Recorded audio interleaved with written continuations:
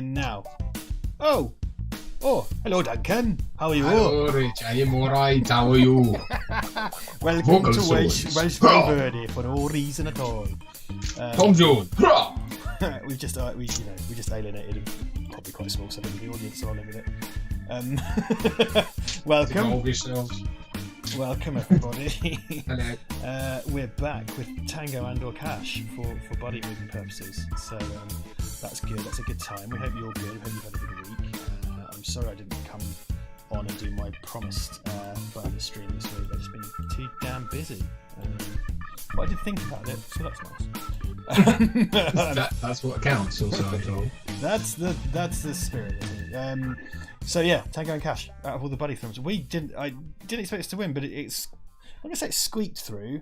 Definitely won, but not by the hugest of huge margins. It must be said. Yes. Definitely won. Duncan is thrilled to be here. Duncan loves Tango. I'm thrilled to be here. I'm not the biggest fan of this film. It must be said. I really am not. Not as in like I don't mind. It's fine, but it's I think because we did a commentary on it before and like elsewhere, and I realised at the time because it was one of those things where I was always like, oh yeah, Tango and Cash. Like it was always in the sort of, I guess, kind of pantheon of those kinds of movies, and I used to like that and all that kind of thing. And then I must have misremembered it because when we saw it, I was like, this is just pure old nonsense.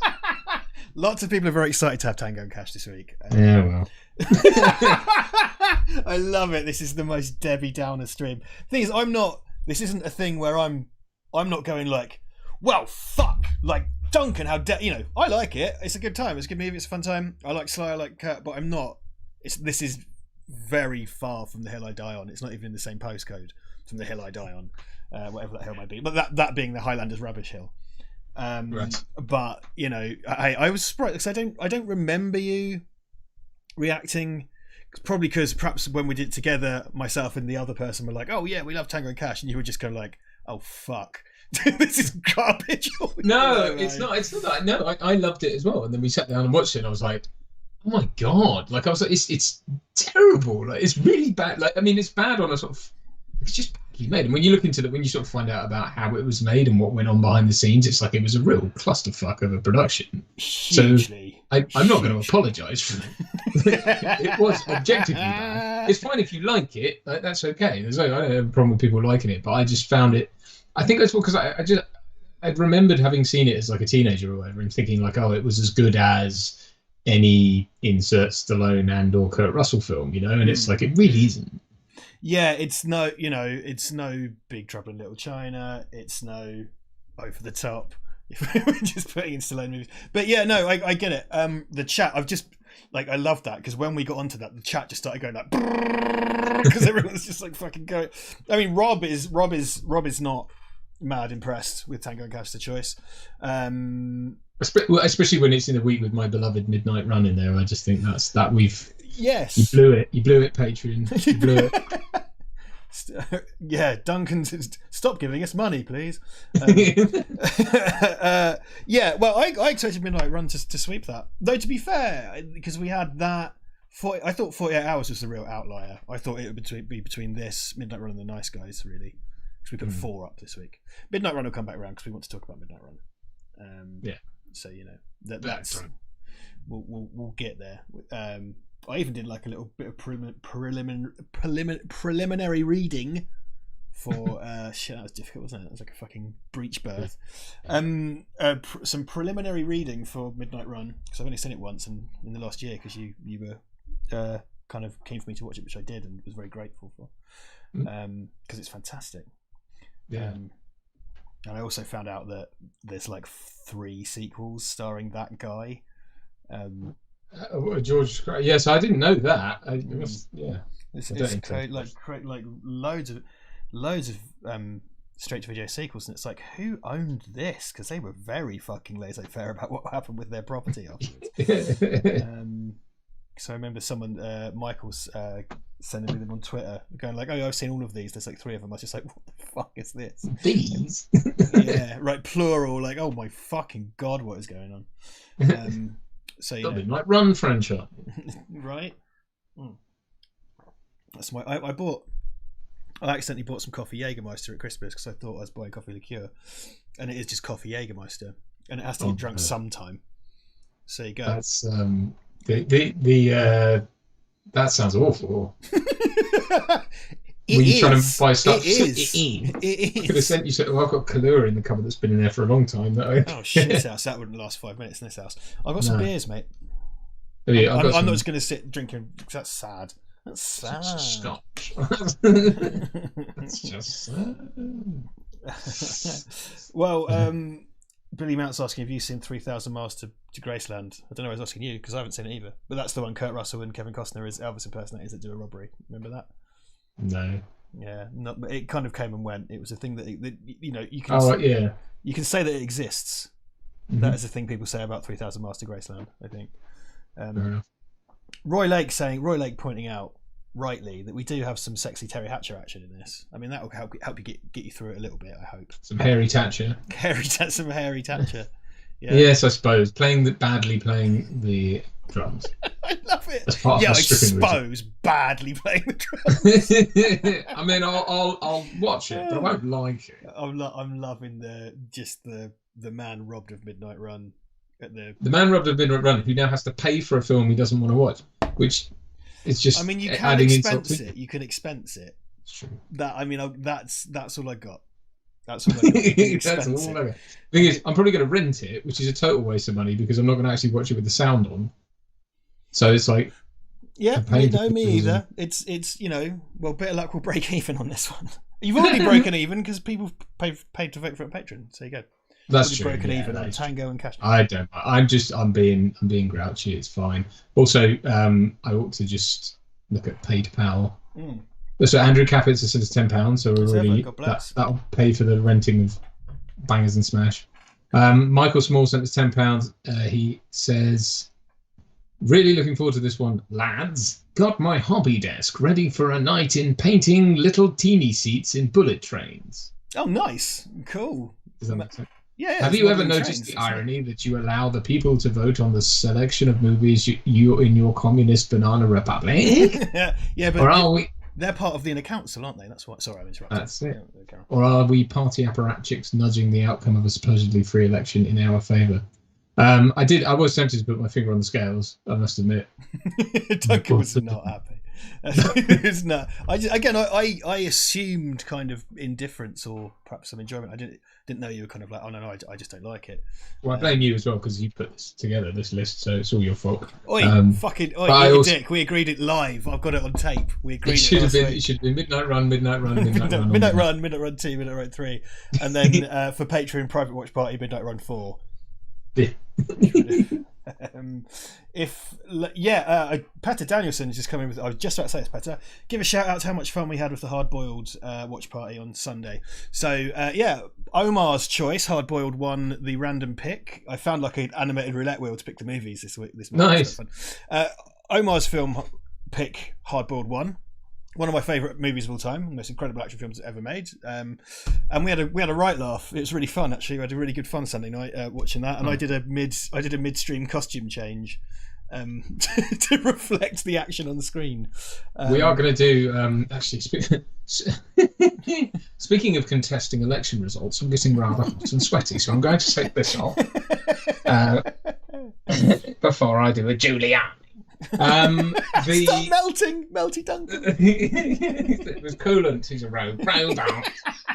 We had a bit of a laugh about that in our WhatsApp group. Anyway, we are planning a watch party for Wicked Witches at some point, possibly with Martin, the director, as well, for Patreons. So watch out for that. I think that's he's already said he'll do it, so we just need to. So now it'd be great, obviously, if you could be on as well. Yeah, absolutely. That'd be lovely. Because I don't know how to work the internet. And that would be really cool. Yes. But yeah. So look out for that. That will come to Patreon soon, hopefully. That'll take you back to the early days of the private watch parties, where the first one was Kenneth, which is also a Casey starer in Kenneth. So we had loads of fun. That was a really good stream Sunday night, real good laugh, and I just love that movie. I was just reminded like how incredible that film is. Like it's amazing. The sheer spectacle of it, and it's 1992 or something. But there's a 20-minute set piece in the middle in a warehouse, and then they go to a hospital for the last hour of the film, and then that's just about 3 smaller shooty bits, and then a huge 20-minute shooty bit. It's fantastic. It's absolutely, and just pure carnage, like death everywhere, sparks flying, shit blowing up, Chow Yun-fat jumping over motorbikes. I actually got slightly giddy and childlike excited on Sunday night watching Hardboiled, just because it's great. And it caused me to install the game Stranglehold, which was the John Woo sanctioned. Do you remember the one? Yeah. It's the sequel to Hardboiled in game form, which I really loved at the time, but having played last night, I was a bit like, oh no, oh my, this isn't very nice. So yeah, good fun. And I'm going to do another video game music stream. I did say that before. I just didn't have time this week, so I'm just finishing up. Ironically, finishing stuff up for video game composers instead. Yeah. So I was doing that instead. Oh, the irony! The ironing is delicious. Isn't it ironic? No, it isn't, Alanis. Stop! Shut up, Alanis. What was it you sent me that thing about James Cameron and his metaphor? Oh, that was my friend. Okay, yeah, I will do this. Yeah. So my friend Simon was watching, I guess, perhaps on Disney Plus or something. He's watching Avatar extras, and he just filmed his TV, and he was kind of you could hear him like laughing behind the camera. He just filmed his TV, and it's James Cameron, and he goes, "I wanted everything in the film to be a metaphor." So we had this creature, which is a giant blue flying bird of prey, and I said to myself, what's the metaphor? And then I decided it's a metaphor for an eagle. It's not though, is it? That's not what a metaphor is. That's just a blue eagle. You can't just... It's like that, I mean, that's like saying Smurfs are metaphors for tiny people that live in mushrooms. No, that's not what that is. So what are you talking Ironically, though, it is an avatar, isn't it? Like in a sense, like it would be an avatar for an eagle. Yeah, if an avatar, if an eagle had a World of Warcraft account, that's probably what it would look like.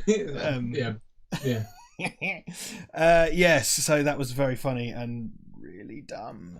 And that have we ever talked about Avatar? I would never do a live stream of Avatar. Fucking 3 hours long. Get out here, Jesus Christ. No, that's one of those like I saw it in the cinema in 3D. Was cynical about the 3D of it all, saw it, was really engrossed with it all while I watched it, and then I think I've tried to pick it up on TV since and just been like, nah, like it's boring. I just kind of sit through bits of it and go like,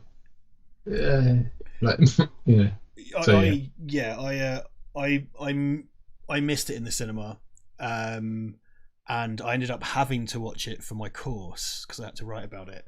Because that was one of these instances where it's kind of like everyone in the class had to pick their film and write about and present on that, so we didn't cross over for that particular class. That's kind of like, oh my fucking god, okay, fine. But I was able to split it between that and writing about Terminator 2. Anyway, I'm going on. I watched it and it was boring, pandering crap. I mean, it's amazingly like from VF, like technically it's incredible, obviously. Right, it's just like technically amazing film, but like the script is just like fucking unobtainium and hair fucking. Like really? Okay. Oh, good. There's only 9 hours left. Fantastic. It's all right. We've got another 4 or 5 sequels to look forward to yet. So, well, so they're actually like in production now, right? It is actually happening finally. Supposedly, but then it seems like the only person we have to. I mean, it's like how could someone have a career that goes literally from being the king of the world, no, like whatever intended, and then down to like I'm going to explore the ocean floor and just to make Avatar films, so films about blue people hair fucking for the rest of it, you know, because metaphor for whatever, like Fern Gully or metaphor for Fern Gully. There's not even not even a metaphor. Well, again, really, it's the James Cameron definition of metaphor. A thing that's like another thing. It's a metaphor. A glass is a metaphor for a jar. You see, a jar without a lid because it contains fluid. What are you fucking talking about, you dumb cunt? It's really bizarre, but then he does seem to get it in things like Terminator 2, and so maybe he's just lucky. I wonder, because I mean, firstly, he doesn't have to do anything other than go into a submarine and make Avatar films, does he? He just doesn't have to. Go into a submarine. That's from whence he makes his Avatar films. Yeah. He's just miles under the ocean, broadcasting up to some poor assistant AD. Assistant director is what assistant AD means. Like your PIN number, personal identification number. And presumably, well, no, not presumably. Actually, that's all under the auspices of Fox now, of Disney now, who, hey, I'm making follow-ups to the now most successful film of all time, which you own. It was not anymore. Well, that's what I mean. Like, at the time, sorry. At the time, and now they own the actual most successful film of all time, and his, you know what I mean? So, I don't know. It was such a cultural phenomenon. I don't know why, because people are stupid probably, but it was such a cultural phenomenon. It was this huge cultural phenomenon, and they just kind of went. Just kind of faded away. I mean, part of it was because James Cameron was coming back. I mean, it seems now that the only way to cross any kind of best, highest grossing film barrier is to be re-released again. Like, it's to do a cinema run and then get another one because it was so popular. That's what's made a lot of those films, standard. So that's what made Titanic do as well as it did. As well, they did that, but it was also the factor of like people just kept going back to see it over and over again. Which I think we've kind of lost now. I don't think you can even since 2009 when Avatar came out, it's like there isn't really much. I remember Gravity being a bit like it in that like you were going for a different experience and it was kind of spoken about in those terms. But it's like we've really kind of like buggered the whole thing to the point where there's just nothing left that, and it's like you've got teenagers sitting there having these like crazy images thrown at them that cost like $500 million. And they're like, fuck off, and like texting on their phone and stuff like that. You know what I mean? Like Instagramming and twatting. Yeah, that man's fucking face cost a deficit of a small country because the real actor's dead. Pay attention. Yeah. Whatever. Yeah. I've got a shop. I've got the reface app. I don't give a fuck. Like, yeah, right. I could put my dad on Count Dooku. I don't care. or whatever. I don't know. Something I really want to dig into this at one point, but I'm too busy pretending that Dolph Lundgren is Neo. But I've said before about James Cameron being kind of P.T. Barnum, and James Cameron films are theme park attractions rather than movies in a lot of ways. And you very rightly point out Gravity as an example of the same phenomena. That was kind of pitched as a, and you'd go and see those multiple times. Something like a Marvel film, and I'm not against Marvel films. I quite enjoy rather a lot of them. Is that they're really expensive TV show episodes.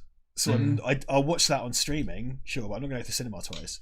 I'll see them in the cinema because they're usually pretty spectacular, but I'm not going to watch it twice. I'm not going to go back for the experience of Age of Ultron. I was barely there for the first experience of Age of Ultron. But I don't know. Because you know as well that that's something that Marvel have really weaned the cinema going populace onto, is this notion that you're going to be sold another film in that film, and this sort of idea that they've got you looking out for clues as to what's coming and what's and how everything links together, and everything's described in terms of a universe now and a franchise and all that shit. So it's like, and there's always the after credits thing, and everyone sticks around for that, and it's kind of like, well, like you say, it's just sort of an episodic thing, and they've kind of broken that. I mean, it's funny how it was kind of after Endgame landed. Has there been another Marvel film since? Because I think they were then supposed to try and come back with Black Widow. Yeah, that's Thor. Yeah, Thor's shooting right now. Black Widow's having its can kicked down the road, much in the style of James Bond and these other things that are just like that. So, I don't really know what's going on with that. But I also this year has been very bad for cinema, obviously, clearly, and I think the way people are experiencing kind of blockbuster movies at home is going to change the model. We talked about this numerous times over the last 12 months. I also think that this idea that cinema is just dead, it's in trouble. Don't get me wrong, cinema is in fucking trouble, but it's not dead. Like, people still want to go to the movies. Like, that won't ever go away. And if it becomes some kind of weird fringe activity, it will still be there. But I think the idea of going out to a movie with your girlfriend or your mum or your fucking brother or your cousin or I don't know, the late Kenneth Williams. I don't know where that one came from. Like, people still want to go out and buy the snacks, the overpriced snacks, but it's the communal experience of experiencing something simultaneously with people and sharing the same emotions simultaneously, that you get that kind of sense of community and all the that you don't get sat with your screaming little bastards ruin every film you're trying to watch. Enjoy being a dad, in your front room or whatever. Just came off horribly cynically, didn't it? What a surprise. No, it's true though. I mean, kids of a certain age do scream. Well, yeah. Some keep going. Never stop. Ever, Duncan. Ever. No, sorry. Also, just fucking second Sly movie in as many weeks. Yeah. We had Sly and Dolph last week. This is that era of Sly kind of looking like pretty handsome leading man look. This is right before things start getting weird. I mean, handsome by Sly standards, obviously. Yeah, he was in his kind of like, it's around this time that it's like he changed a lot. Like, he kind of changed his appearance quite a lot. Like, he leaned up, like he got really lean and really kind of, I guess he's in his like 40s pushing 50. Like, it was late 40s, early 50s. He kind of just turned into this like walking erection, basically. and that seemed like that was his attitude as well. So a lot of how he a pepperami sculpture of a phallus is. It's in essence, but possibly less smelly. I don't know. But I gather as well, like with this film, it was all part of his massive ego trip that he started laying on it as well. Was a big problem with all the rewrites that had to be done and. Yes, we can get into production issues because there's quite a lot of interesting stuff around this, and it's produced by everybody's friend John Peters, the giant spiders man, which is worth noting because I think that's important. Peters and Gruber, really. I've got the book about those two down here somewhere that Ivan got me, and he's insane. He's a deeply insane man. Allegedly, in my opinion, all the other legal qualifiers. He is that kind of person who just injects himself into everything and thinks that he. I mean, I guess he must be a classic narcissist because to think that he could because he wanted Spider-Man and Superman, and it's like you don't understand any of that. Yes. You literally want to control things you don't understand. Like. So that isn't that the definition, like 101 of bad filmmaking, is to take a property that has an established audience and change everything about it. It's like, fine, okay. Yeah, I've said this before, and there are a lot of case studies for it. And I'll draw back to my own tedious pool of references, but there's a book on the shelf behind me which is a contemporary. I think you had this as well. It's a contemporary book about the making of the Dredd film. Speaking of Stallone, so it's a book from '95, whatever, which is meant as a promotional piece from the film. But if you read the book, you can just see this anatomy of a failure because they keep bringing stuff up, going like, oh yeah, so there was this thing in the original concept, but that's stupid and doesn't work, so we change it because movies are better. And it's 50 of those, and the end result is the film Judge Dredd. And it's like, is it possible? Is it possible that you were wrong? Could it be that your approach was wrong? And it's like, no, everything about this is stupid and we have to change it. And there's a bunch of it's like that fucking canon Spider-Man film. They wanted Spider-Man to be like a 8-armed spider monster hunting people in a building. It's like because I think Golan and Globus only knew the name and assumed it was like the Wolfman, I believe. Yeah, exactly. It's like, which speaks to the culture of their company, that no one could turn around to them even after they bought it to tell them that's not what you just bought. Yes, and it's a huge global brand. Yeah, exactly. Like, what did you think you were buying? Like, and if you're going to make that film, like, why not? You just bought the name. Make like a Centipede Man or something. Don't make that, yes. Idiot. It blows my mind that you could buy a big global brand like that and not even. Okay, fine. I know it's before the internet, but just go to a newsagent. It's like, what the fuck? It's like buying the Jungle Book and then making it about like a book made of leaves. A book in the jungle. It's like it's an encyclopedia of the jungle. Are you? So I want to be sure to get to press go at the right time. We're all right for the minute, but I just because people get quite annoyed that the movie doesn't start straight away with the watch party, and I do put a thing at the front saying 45 minutes, but I'm not always on the button with that. So have you got it set up? I've done it, yeah. So you crack on. You got good. You have like 7 minutes, so I wouldn't sweat it too much. Are you sure you want to rent Tango on Cash? In this instance, yes and no. Is there a button for that? Yeah. He does not, but he will. I don't hate this film. I'm sorry. I don't want to paint myself. I do think it's pure old nonsense, but there is a place for that. You know, there's actually nothing wrong with pure old nonsense. I just think it goes so way off, obviously off its own brief towards the end that it's just like. And I think all the stuff, because we're referring, of course, to the car. The kind of third act stuff in it was because when they fired Konchalovsky, the original director.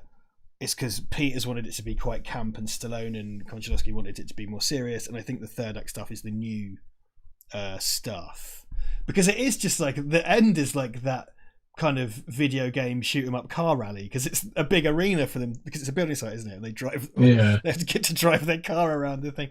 It's kind of like, okay. I mean, there's a video game in there somewhere, I think.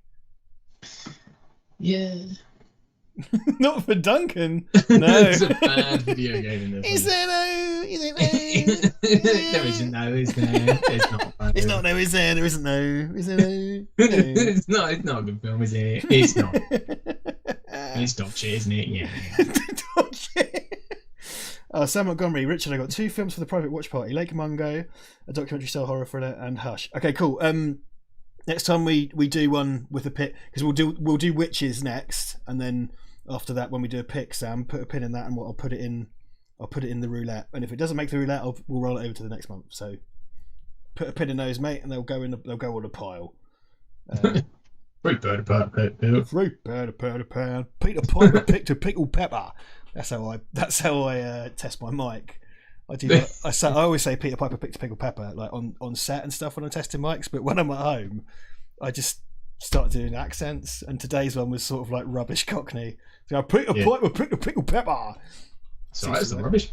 I do that as well. I obviously walk around doing silly voices and stuff, especially if I'm on my own, which I haven't been for a long time. But yeah, that's so true. Yeah, because Ivan's here all day now, and I used to just mad talk to myself when I was walking around, and it was always trying to get my Pierce Brosnan and my Vulcan down when I was walking around the house on my own when I was in the middle of like editing someone's fucking company address or whatever. I was sat there just like up his ass or whatever all day. I've got a lovely card. I've gone heavy duty on the beers. I've got these are weaker than they used to be. I've got some Desperados in tins around the corner. Nice. 5.8%, which is pretty good going for a beer. I went off them for a long time because first time I had Desperados was in a hot tub and I was violently ill, and I swore off them. But then actually they're quite nice. They're quite sweet though, aren't they? Yeah, it's quite sweet. It's best with a bit of lime in it or something. But yeah, they are sweet, but they're strong. And yeah, they usually come in bottles. But like I was at the post office sending my friends Christmas presents this week, and and they got them in tins. So oi. Fair. They've been chilling in the fridge for 2 days. They are lovely and cold. Nice. Nom.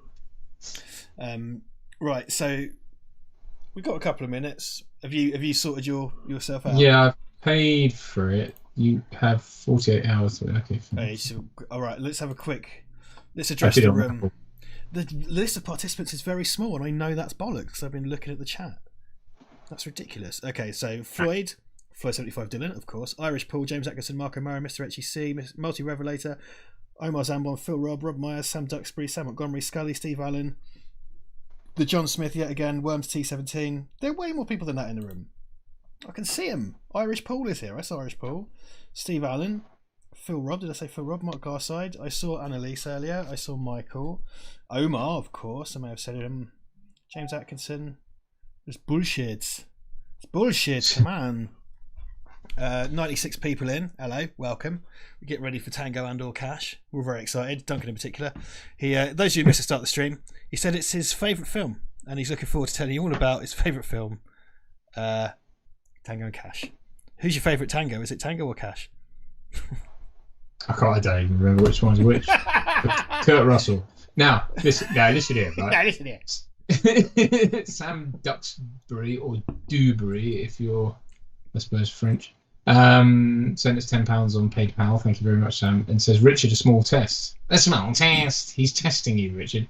Can you tell me the not so tenuous link between Hellraiser and DS9?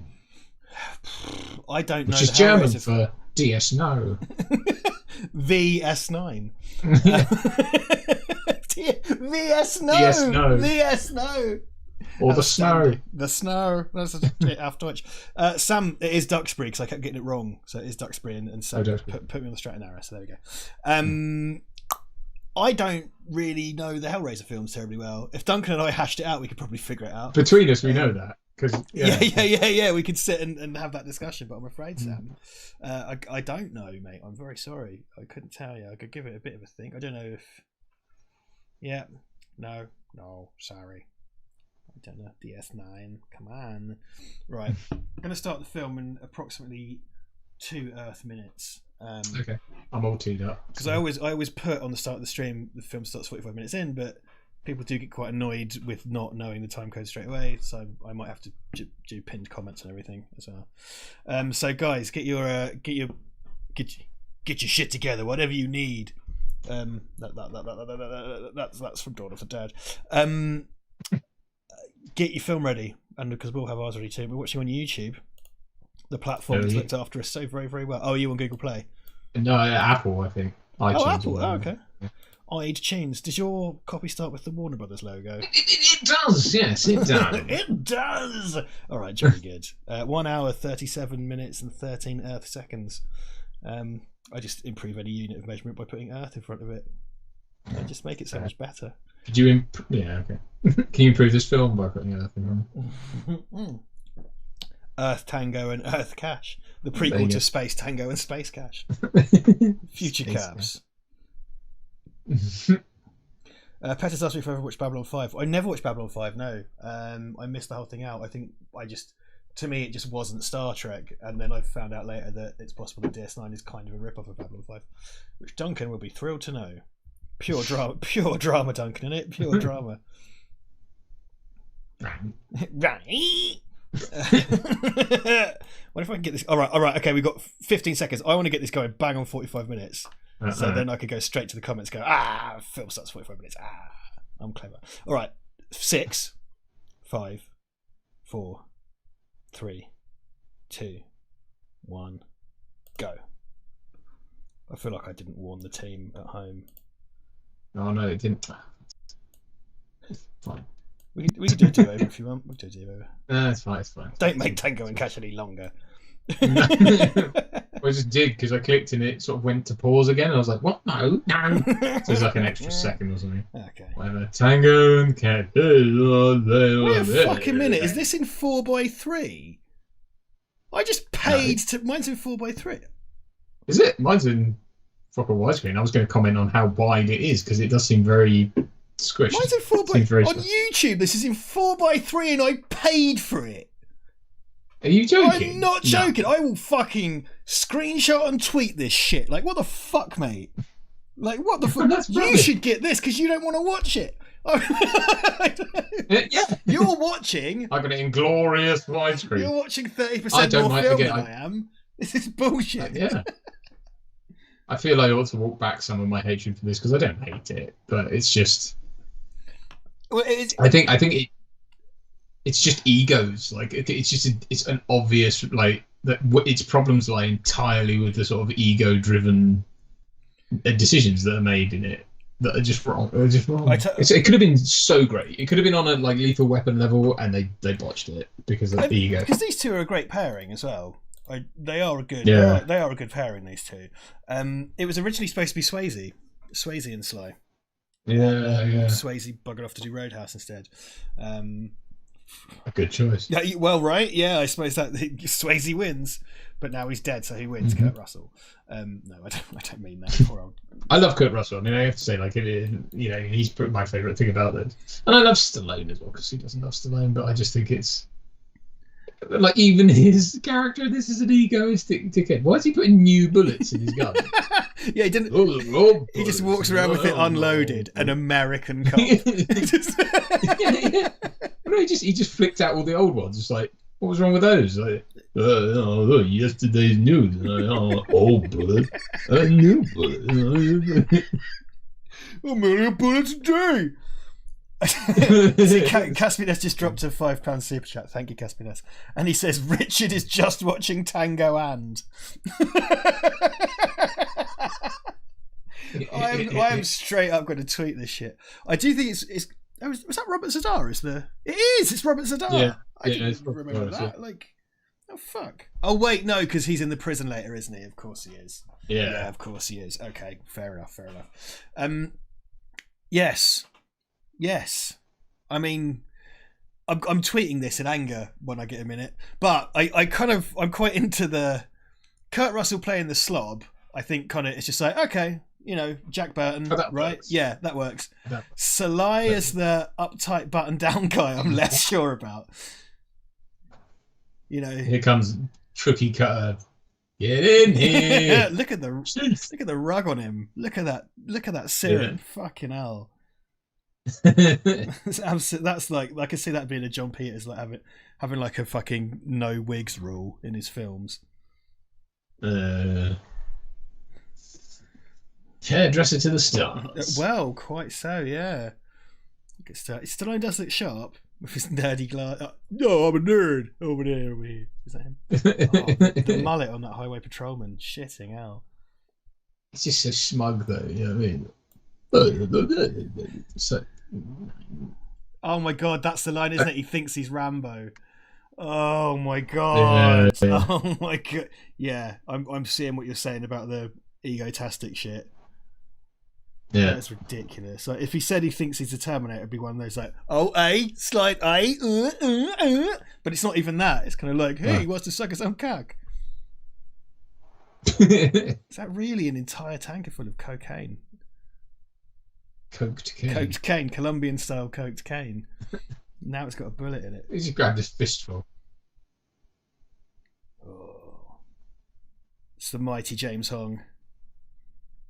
He's just as well. I can't get behind a protagonist who is just huffing his own farts the whole way. Do you know what I mean? It's like this is the conflict in this is not born from the situation. It's born from the fact that the two of them have such massive fucking egos and can't get out of their own way. Right. It's like it's Birdie. They reluctantly learn to get on. It's like but the main obstacle in this is themselves. It's like not.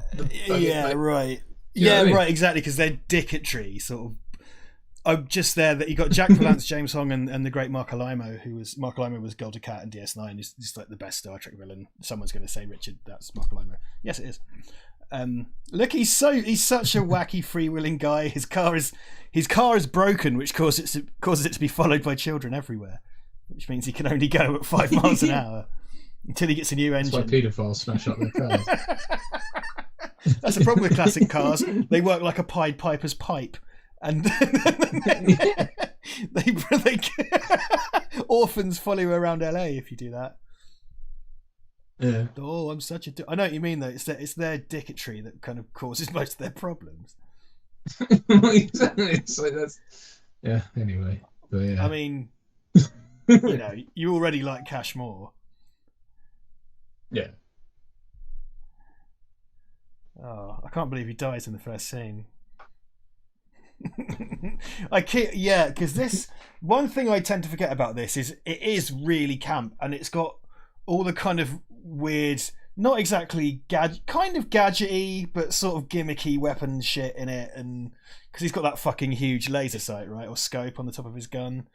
It's the big laser sight. It's the car. They basically have a Q as well, don't they? Exactly. Yeah, a Q or a microchip. Where does he keep that? Look at that can of Stella Artois that he aims with. I know, it's ridiculous. Bit of fucking drain pipe stuck to the top of the. Like lasers had to be nuclear powered or something. It's got a reactor. Kurt Russell's hair fell out after this. I cannot believe this is 4x3. I'm sorry, and because it's like when you rent in standard definition, I was like, yeah, I rent in standard definition, not on Betamax, you cunts. What is this? I don't know what I read. It looks HD, I guess. What was? I don't know. It cost $350. I think mine was $250 for standard def. I'm kind of joke livid, but I am also a bit like that's unacceptable for a digital version. I don't give a fuck. Like if it's I don't give a fuck if it's standard definition or not. Like that is absolute horseshit. Yeah. So the bad guy stole Marty McFly's truck and ran over the woman from Speed's can pram. My can pram. No. It took me 450 years to build up the can pram. I hope no maniac with a bus does that again. It's an age-old tradition in America to have a can pram. Ah, Yeah. Oh. it's can pram weekend. Welcome back to Can Pram Weekend. Vince McMahon presents Can Pram Weekend. Oh, the sexiest cans. Oh, the best prams. Oh no, wait. Featuring Homer Simpson. So I'm off to say it's a can stroller. Can do. Oh, fucking hell. So we get old Brian James. Brian James or Brian Jones? No, Brian James is from. He's the dead man. Brian James from Blade Runner. Is it James? Anyway, he does a shit Australian accent. That's the famous. Oh, is it? No, it's not even supposed to be. It's supposed to be British. He's supposed to be like Cockney. Which tells you how shit it is, then, doesn't it? Well, exactly. It makes it even worse. It's the most appallingly offensive. Like, if an accent could ever be offensive, it's that. It's like, forky governor, crumpets and tea. It's like, did you read about English people in a Fisher Price book? Because we're not a dead civilization. It's not like Roman Latin where you have to guess the accent. We're not the Incas, you fuck. Not the Incas, you fuck. Quote of the night already. We're not the Incas, you fuck. He is dead now, though. Isn't he? He is, bless him. Yeah, he is. Well. He's really great. Like in most things, but in this, it's just because again, there are all these really kind of like sore thumb, sticky out things in Tango and Cash. We're just like, what is this? Apparently, that happened because he was doing that as a joke around people, like Stallone, and people thought it was really good. So like, you should totally do that, and that's an example of like people who don't get out in the real world enough making decisions based entirely on like own fart huffing ego trips. I'm never going to work in Hollywood. Fuck it. Fuck it, I'm drinking on YouTube. James Liddell sends $4.99, says, does Richard need a support group contact number for his accents for purchase? Please, James, if you could DM me the number for that group. I've done a tweet about it. I'm outraged. Mine's working fine and I still want that number. Duncan wants his money back and he bought it on purpose knowing he didn't want to watch it. I mean, that sucks. Yeah. Oh, look, it is. Harry Thatcher. No, what's his name? Fuck. You know him, don't you? The ginger guy. I don't know. I'm looking at Stallone and Harry Thatcher. Yeah, but the patrol cop just came in. Oh, God, I've got to go fucking look it up. Oh, God. I didn't see, but I'm guessing it's Glenn Morshower. It was Glenn Morshower. I'm sure that was Glenn. There you go. Like a very good... No, he just came in on mine. Are you way ahead of me or something? Oh, I guess so. You must be gutted. Oh, don't worry about it. It's fine. Don't worry about it. Just don't worry about it. It'll be okay. I mean, I can jump forward 10 seconds. I'm on 10:45. Now, so am I. Oh. And Harry Thatcher's just leaving. Here we now. go. We're having frame rate issues again. Fuck it. I'm not... It's best to leave it, I think. It's best. Yeah. Turns out my 4x3 version's in 12 frames a second. Stallone sounds normal. Yo, Adrian, I'm really good at boxing. I feel like a Kentucky Fried Idiot. To win war, first you must become war. Yeah. Nothing is over. Don't turn this on. Burma's a war zone. Don't you know? Yeah, that's normal for us. Yeah, no, but you totally want to be Kurt Russell in this, don't you? I mean, I think isn't that the point? Like, I think of the two of them, like, that's who I'd want to be. Slob. Yeah, you don't want to be the stick up the arse guy. You want to be the cool guy. Right. Like you were Kurt Russell. Like, because but did we ever? Did we ever put forward Big Trouble as a choice? Yeah. We should do that again. We should. Oh, well, we did the Also Runs week before, didn't we? We could put Midnight Run and Big Trouble or something up. I don't know. Well, no, because then fucking Big Trouble wins. Big Trouble's great. And I'm not. Do you not like Big Trouble in Little China? Right, that's as a into it fucking as you line. That's a get it right. This channel used to be my channel, and I know legally now we own it equally, but I will fight you in the court, you motherfucker.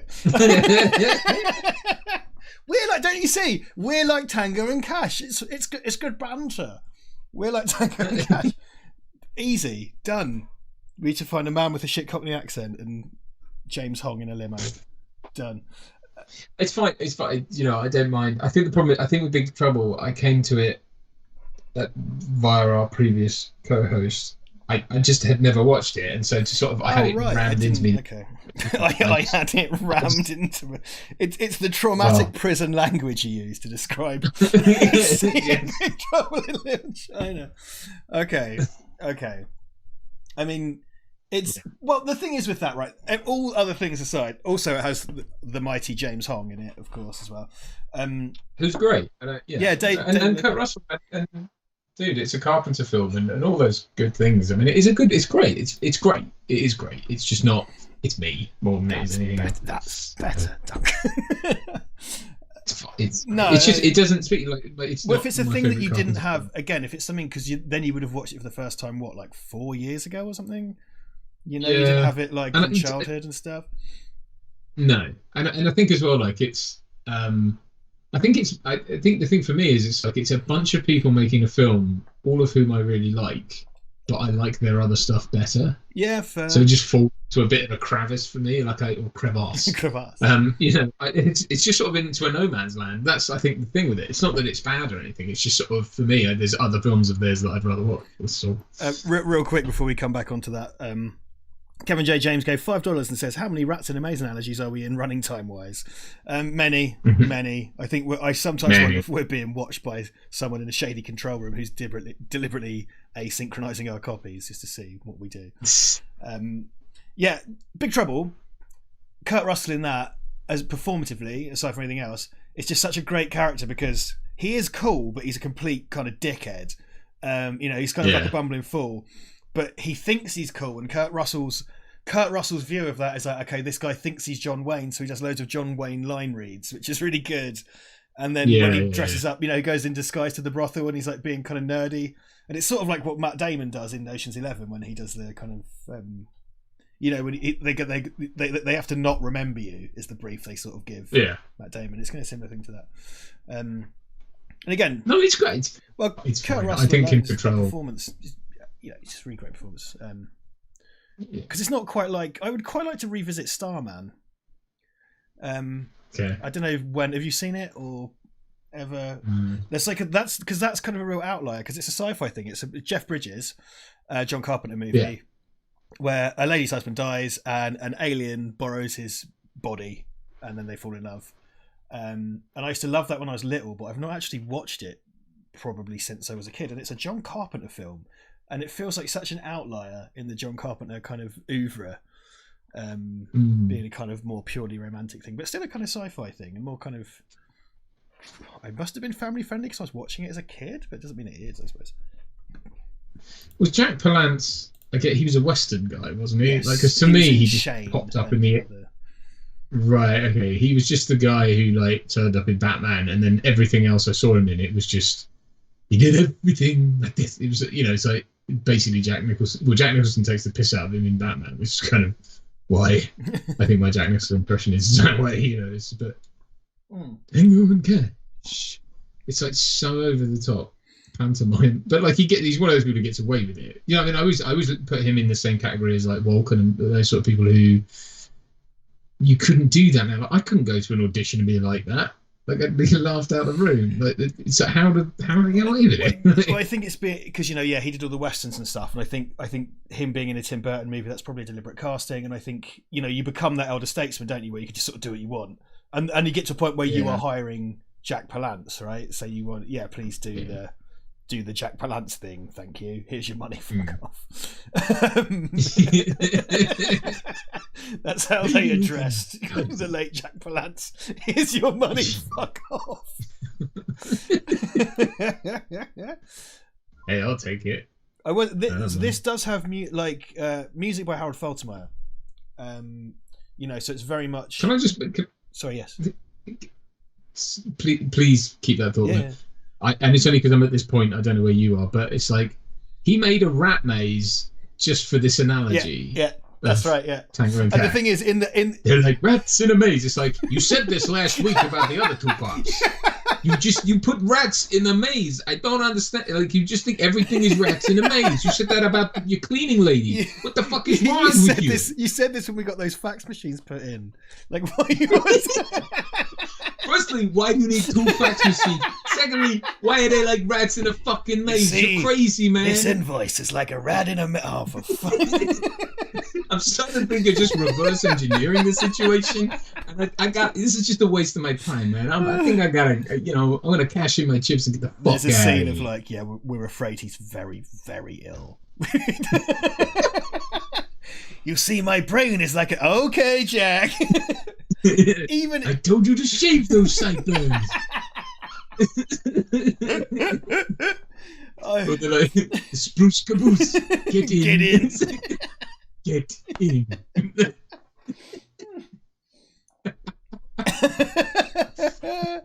So basically, Jack Palance in this film is Howard Hughes, Mr. Burns. That's what we've come to. Yeah. Look at that laser sight. That just reminds me. We had a in physics in school. Our physics teacher talked to us about lasers. Then she went to demo a laser, and she went to the cupboard. And she got this fucking huge orange thing the size of a shoebox. Turned the lights off, plugged it into the mains, turned it on, and it went. Boo! And then there's like a little red dot, and it's like, this is a laser. And it's like, basically every kid who went on holiday to Spain this summer has one on their keyring, and you just gave us all cancer with one you got out the cupboard that's from 1972. The one I have on my keychain can down a commercial aircraft, but yours has a maximum radius. Yeah. Right. It at least cut through the wall or X-ray the next classroom. Tell you, like, that teacher's dead of cancer from all the laser demonstrations. We're like, I'm probably sterile from being in that class. Yeah, look at that. Why would you put a laser sight on it's this borderline snub-nosed revolver? It's huge. I just wonder how much it weighs. And again, it should be like plugged into the mains. You have to find an outlet before a shootout. It's those old ones. It's like in Predator 2 and stuff, where it's got like a power line coming down, going to I don't know where, like a power pack in the handle or something. It's like a Dremel. It's got like a huge car battery on his belt, and he's wearing because Tango's like their idea of a slob is like Tango is wearing a huge pregnant woman's t-shirt, like he's going to do an aerobics video or something. It looks like an old t-shirt someone cut the neck out of. Jellyface Productions $4.99 says, only because I can't send Tango. I assume you mean the delicious soft drink. Wait, hold on. Dan Lars. Dan, see, I'm going to take this as good info, because Dan Lars always brings the crackers. Dan Lars says Jack Palance crashed his plane in World War II and had to have his face stitched back on by French nuns, who then threw him to England, where he was caught by Jeff Capes, presumably, which is a callback to like the first ever watch party or something. So I said before, the music's by Harold Faltermeyer, and it's a great Harold Faltermeyer soundtrack. It's very much the Harold Faltermeyer sound, the kind of jangly synths and stuff. It's good album of music. Also, the original cinematographer for this was Barry Sonnenfeld. He director of Men in Black and Addams Family stuff. He was Get Shorty, of course. He was sacked like everyone else. It's like, I wonder if Disney took their business model, if Star Wars took their business model from Tango and Cash. So you got to hire everyone and then sack them. The original, this fucking cracks me up, right? Because so they fired Andrei Konchalovsky, the original director, from this. I think about 2/3 of the way through, and it got to a point where him and John Peters just weren't talking, and Stallone was on his side, and it was all about like, you know, we wanted to make a more serious film, and he wanted to be camp, and we weren't agreeing. So Chris Russell got fired, and they hired in Albert Magnoli, who did Purple Rain, the Prince film, to finish it, which is fine, whatever. And the thing is, like, Andrei Konchalovsky was like this really serious Russian filmmaker who'd like done adaptations of Uncle Vanya, and I think he'd done kind of like film versions of operas and had directed operas. And someone went, "We've got this film Tango and Cash. You know who we should get?" What is Cash? So, yeah, no, I've seen this guy. He'd be perfect. There's going to be a magic car. You see, Andrei Konchalovsky and Albert Magnoli are like rats in a maze. Not now, Jack. No, but I built a maze. Yeah, we get it. Because even in the era of 3D printing, a bespoke rat maze for every lecture is improbable. Let's face it. It's just inefficient. Yeah, he's keeping LA's perspex industry up and running. So yeah, I do. This film does love a newspaper. This film loves a newspaper. Yeah, it's that thing as well of like, that's what I mean. Like all this stuff is trying. It desperately wants you to take it seriously. The score and everything is like, they're going under.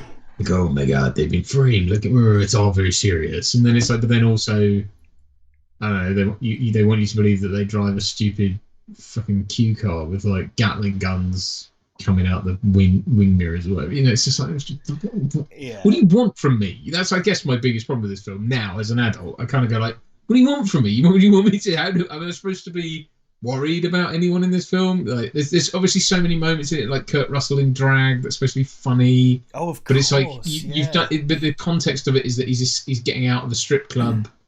And you're like, that means that everyone around there is incredibly stupid because you're looking for exactly that man. And he's just walked out in makeup. Where is he? Behind that unusually large, tall, athletic woman. Behind that woman's unusually large hands. Like, what? That woman who's clearly uncomfortable in those clothes. Behind her. The woman with the dick hanging out the bottom of her. Which is fine. Well, they did film quite a lot of Kurt Russell's dick hanging out of a miniskirt for this. That's something John Peters insisted upon. Kurt Russell had to fight a giant spider with his dick hanging out of a dress. That's the original version. The late great Michael Jeter, though, who I will always go to bat for and give lots of love to, in a very small role in this, but he's great. He's one of those people who was just always around movies and mainly Broadway. Like that's where he really, but he's just fucking great. Man. We just had the guy, I can never remember his name, the kind of little turtle guy who gives Quaid the pill in Total Recall. Yeah, and he was in Star Trek: The Next Generation. Yeah, exactly. He was in Star Trek as well, and he turns up. Oh, Bill and Ted's Bogus Journey. He's Ted's dad's partner and stuff. And I did call him Little Turtle Guy. He's a little rat. He's more like a little rat hamster man, like because he does that with his little hands. But he's got a really like. He's got a wattle, like he's got a real like. Oh, he does also store food in his cheeks, which is that's on his IMDb page. He stored food in his little cheeks, just crammed into his cheeks. Easter eggs.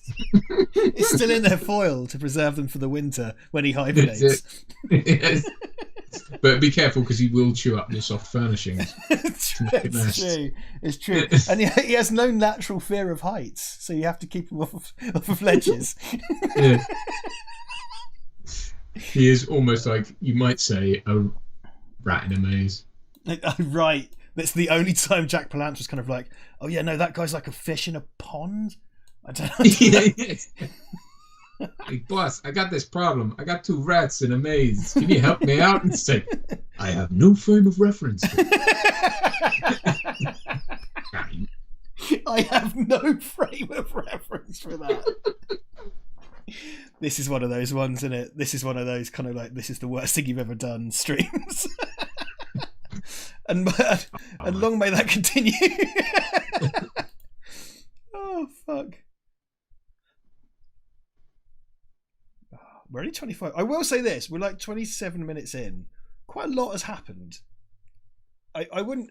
That's what I will say. That's what I will say about this film. Actually, it's not boring.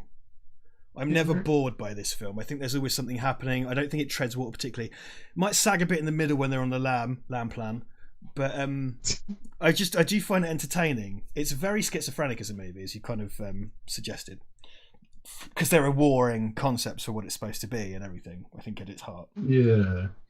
This was John Peter's idea as well. This was his concept. That was then. It's one of those type of movies where the producer says, you know, I want a film about crocodile detectives with hover shoes, and then they hire a writer and a director. Crocodile detectives. He's got the worst waistcoat. Like Sly's waistcoat has like one button, and it's basically borderline just a belt and braces. Like that it might as well be. Because earlier on, the police chief was wearing kind of like a more trad one. Whereas it's like it's like one of those kind of weightlifters belts rather than a waistcoat. He's got that kind of I know it's 1989, but I kind of associate it with the 90s. You know, there's those huge pointy collars. It's kind of it's kind of there's the sort of Goodfellas ones that just go like straight down, and you have to do the tiniest tie to fit between. I think it just again, even down to the costume, this film strikes me as just utterly ego-driven tosh, basically. Like, I mean, everything's like that's why there's all this like, what does any of this mean? You know, it's like because Kurt as a slob, he's wearing jeans and stuff. He looks cool, but Sly's wearing like what is probably a very expensive outfit, and you know. Yeah. Adrian gives £2, Duncan, and he says, Duncan, your accent in Wicked Witches is flawless. If you haven't seen Wicked Witches, Duncan plays an Irish in that. I play an Irish. He plays an Irish. I do. The only reason I played him the only reason the decision was made to make him Irish was because Martin, the director, is Scottish, and he was like the character was kind of based on his brother, who also is Scottish, and they both have Scottish accents. And he was like, well, I think you should do it Scottish, and I was like, if I do that, I'm going to show up on set every day and essentially take the piss out of you all day. Personally, if that was me and you, I'd have rolled with it and just taken the piss out of you every day. That's I know.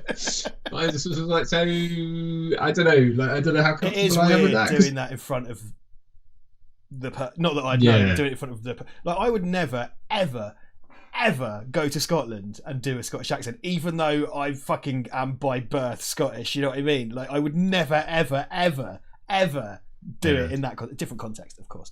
But I would never go up there and just be like, okay, the new Thistle Whistles or whatever. Like I fucking wouldn't do it. So having someone, I suppose, because I suppose he was kind of like, hey, I don't mind, but I could see why it would be weird. Yeah. Sorry, I just rambled. Anyway, but thank you. No, that's all right. Thank you. I made a run for my own back because we shot that over the course of 2 years, just grabbing it on weekends and stuff. And so when it came around to like doing stuff like ages later, and I was like, what was my accent again? And I had to like remember.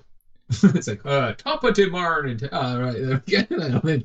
No, I didn't do it. Eric Granlund, I'll count you into 31 minutes, which gives you 45 seconds to get in place. So get 31, and I'll tell you when we're there. It's because I've seen bits of it, and really fucking good accent. I mean, not that I know I'm not Irish, but it sounded kosher to me, and I'm happy. Dublin accent, it's a sort of Colin Farrell type. Colin Farrell sat on a barrel reading Lewis Carroll with Forward by Steve Carell. That's true. That's all true by coincidence. That's an old Oscar Wilde poem. Right, good. Okay, Eric Granlund, you have. I'm still doing it. Alec Granlund, you have 5 seconds starting 5, 4, 3, 2, 1, GAN. There you go. That's the technique I developed on the hard boiled watch party. Was the count 'em in method, I call it. Do you reckon? I reckon Jack Palance was actually a really nice guy. Do you think that's true? You will see those like the bad guys are always like played by like Ronnie Cox and stuff. Like actually really lovely people. Yeah. Ronnie Cox is just supposed to be the best. I do think these two have good chemistry. I think I love their performances in this. I think they're just sort of. Kurt Russell mostly shouts, but I like it. I think it works. I think Kurt Russell's probably of the two of them. If I had to put money on it, I think Kurt Russell's the more go along to get along type.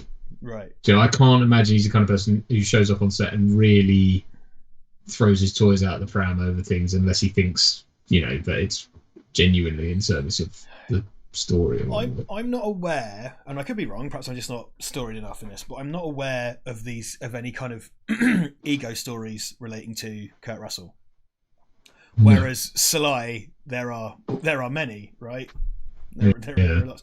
This location, by the way, fucking rocks. And this stuff where it's all on fire and they're walking through, that's awesome. It's really, really good. Just pure technical filmmaking. Something's on fire now on your one? In my one, they're walking down the kind of gantry. You'll see it in a minute. You probably saw their naked asses and them having a shower, I guess. Yeah, they're in the shower right now. Mine. We are definitely synced up time wise as well. Because I just followed the Eric Brandon time. It's a frame rate thing, I think, or you've got like a much longer version. Yeah, Robert Zadar turning up in more mainstream stuff, because we must never forget that Robert Zadar's in Samurai Cop. Just like the Best of B type stuff. But then again, he was also Maniac Cop. Of all the cops he could be. He wasn't Robert Cop, though, was he? Like, see, he just made a Conan the Barbarian reference. And in this era of Sly and Schwarzenegger, you're allowed one reference to the other person. You're not also allowed to reference yourself. So you can't have the Rambo and the Conan thing. But then again, I think, because doesn't Demolition Man definitely has the Schwarzenegger library. I love that line. Yeah, sorry, yeah, because don't flatter yourself, Pee-wee. I'm surprised he was allowed to do that by Stallone. Essentially insinuate that he had a small penis.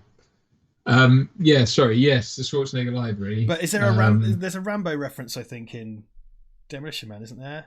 Doesn't Simon Phoenix say like, "Oh, just be a bloody Rambo" or something? I think when he gets the gun. Does he? Maybe. Demolition Man? I can't remember. I don't think so. No. Not sure. Someone in the chat will know. This is good. This is good chat fodder.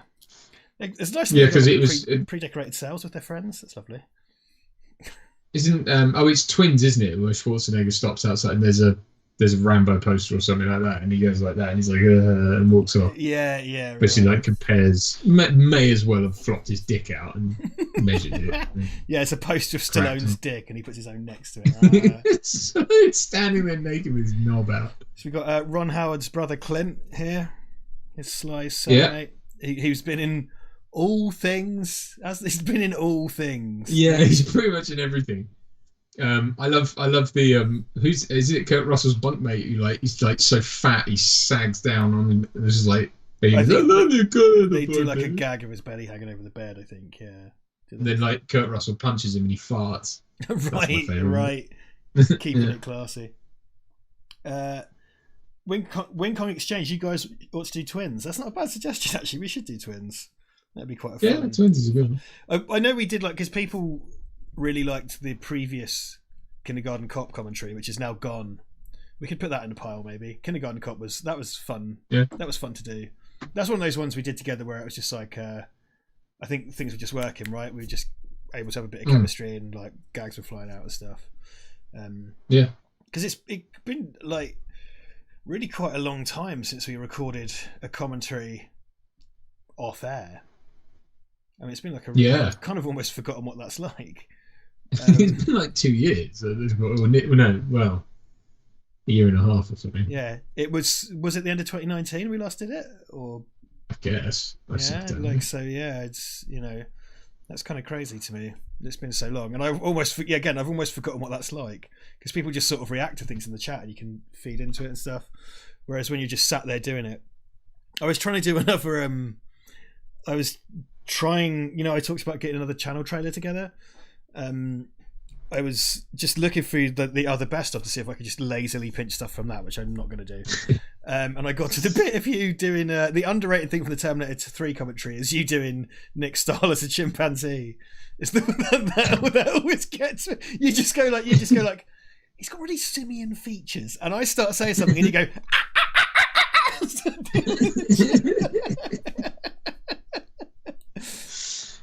That was fun though, because we used to crank out a couple of those in a day, right? And I I miss doing that. I do think there's something lost when you can't do it in the room. I think we do pretty well over Skype, but I do think there's something lost when you can't do it in the room. Yeah, no, I know what you Because it is mean. fun. I know what you mean. It did, yeah. It's a very different experience, and we used to really stack those together because I think sometimes we'd do 2 in a day, then I'd sleep over at yours. We'd get drunk, then we'd do 2 more, then I'd go home. So you do something like 4 or whatever, which is insane. Yeah, Kindergarten Cop was in the other place, Rob. I'm afraid, so it doesn't exist anymore.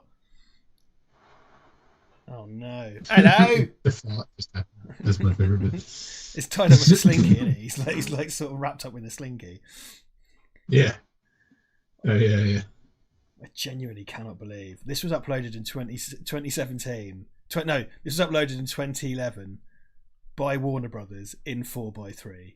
Like, what kind of what kind of monster would do that? He was tied up in a slinky, but it was just round his head. It's like, you could probably take that off with his hands. His hands! He's allergic to slinkies. That's his kryptonite. Ironically. Oh, look, Jack Palance is in prison and everything. I do sort of think because they sort of mysteriously keep him in shadow, and it's like, well, we know who it is. Yeah, like, I mean, you see, you may not know who I am, but you are like rats. Have you met your Jack Palance?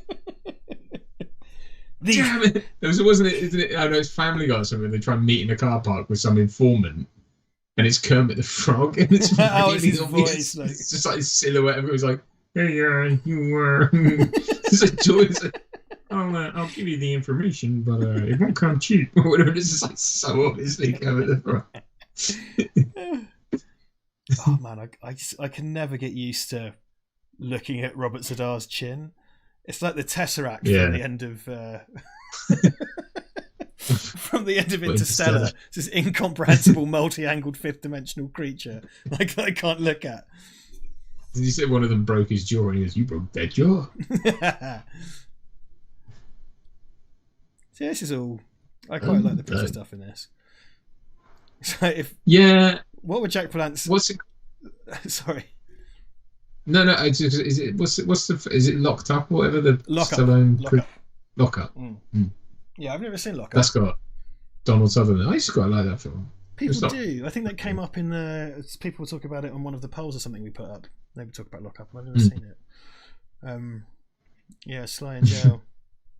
Doug Wanacott says next week's choices: Kindergarten Cop 2, and a Kinder Egg. That's us eating. That's us eating a Kinder Egg. Is the. I guess it'd be very short stream. It would. Rats in a maze, in a cage, in a zoo, in a prison, on a boat, in space, on the moon. I saw the end of The Shining. But if you just saw the end. These rats in a maze are like 2 cops framed and put into jail. I had my guy get every movie with a maze in it and cut it together in one big compilation. Also the crystal fucking wanker. You bloody wanker. Pretty bad. I do sort of because it's like Don Cheadle in Ocean's 11 did like a shit British accent, right? And rather than change it, and I think this is the right decision, rather than change it, they doubled down on it and then made jokes about it. You know, instead of changing it. And I think that's the way to go, rather than him suddenly coming out. Oh, this guy, he's the, is he not the little Weasley dude from RoboCop 2 who betrays the mayor? Oh no, he doesn't betray the mayor. Oh yeah, okay, in a minute you're going to see a fat guy with glasses. Oh no, it's just a different fat guy with glasses. Maybe I'm wrong. He looks like the little dude that's on the mayor's team and betrays the mayor in RoboCop 2. Oh, I know who you mean, yeah. Yeah.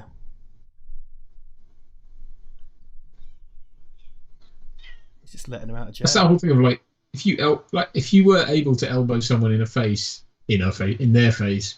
to such a degree that they flew across the room, you'd probably kill them. That is the kind of movie thing, though, isn't it? Of people being thrown against walls and stuff. Because you always hear about like that happen around the corner for me. Like 2 people get into a fight, one punches the other, they hit their head on the wall and die. And it's usually like young blokes who are mates that do that to each other because they're just fucking about and they kill each other. But like movie logic, you just pick someone up and throw them into an anvil, and then they just get up and throw it back at you. It's fine. Yeah. shake it off.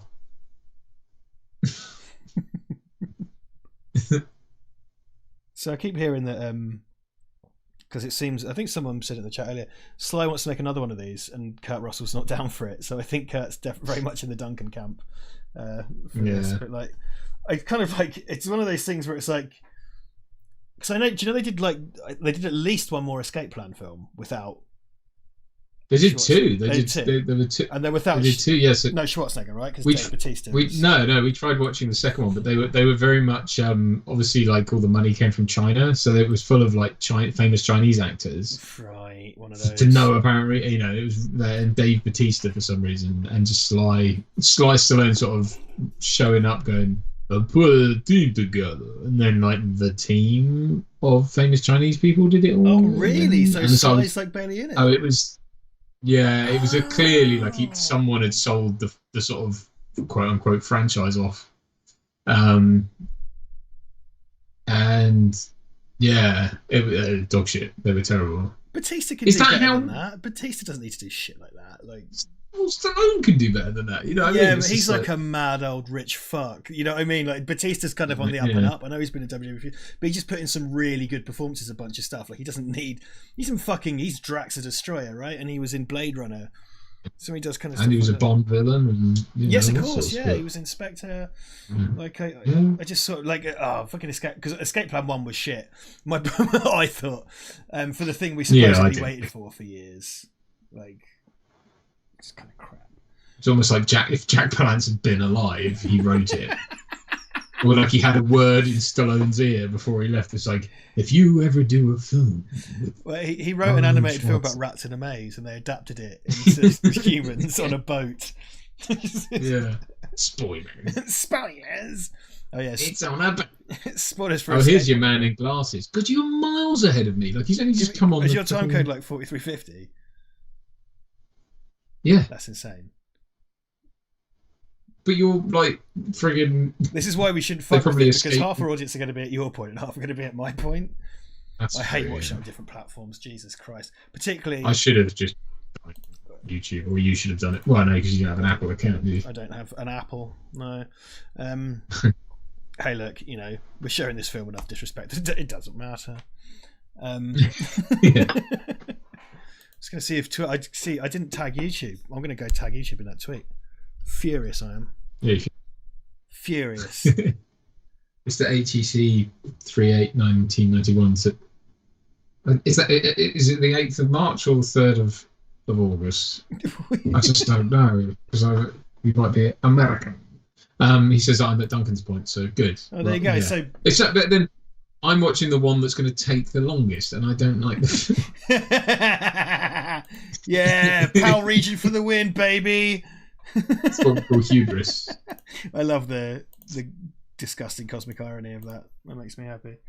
I yelled at my dog this morning. Maybe that's why. Carl Goddard tagged YouTube for me. So, oh fuck, Ivan's there.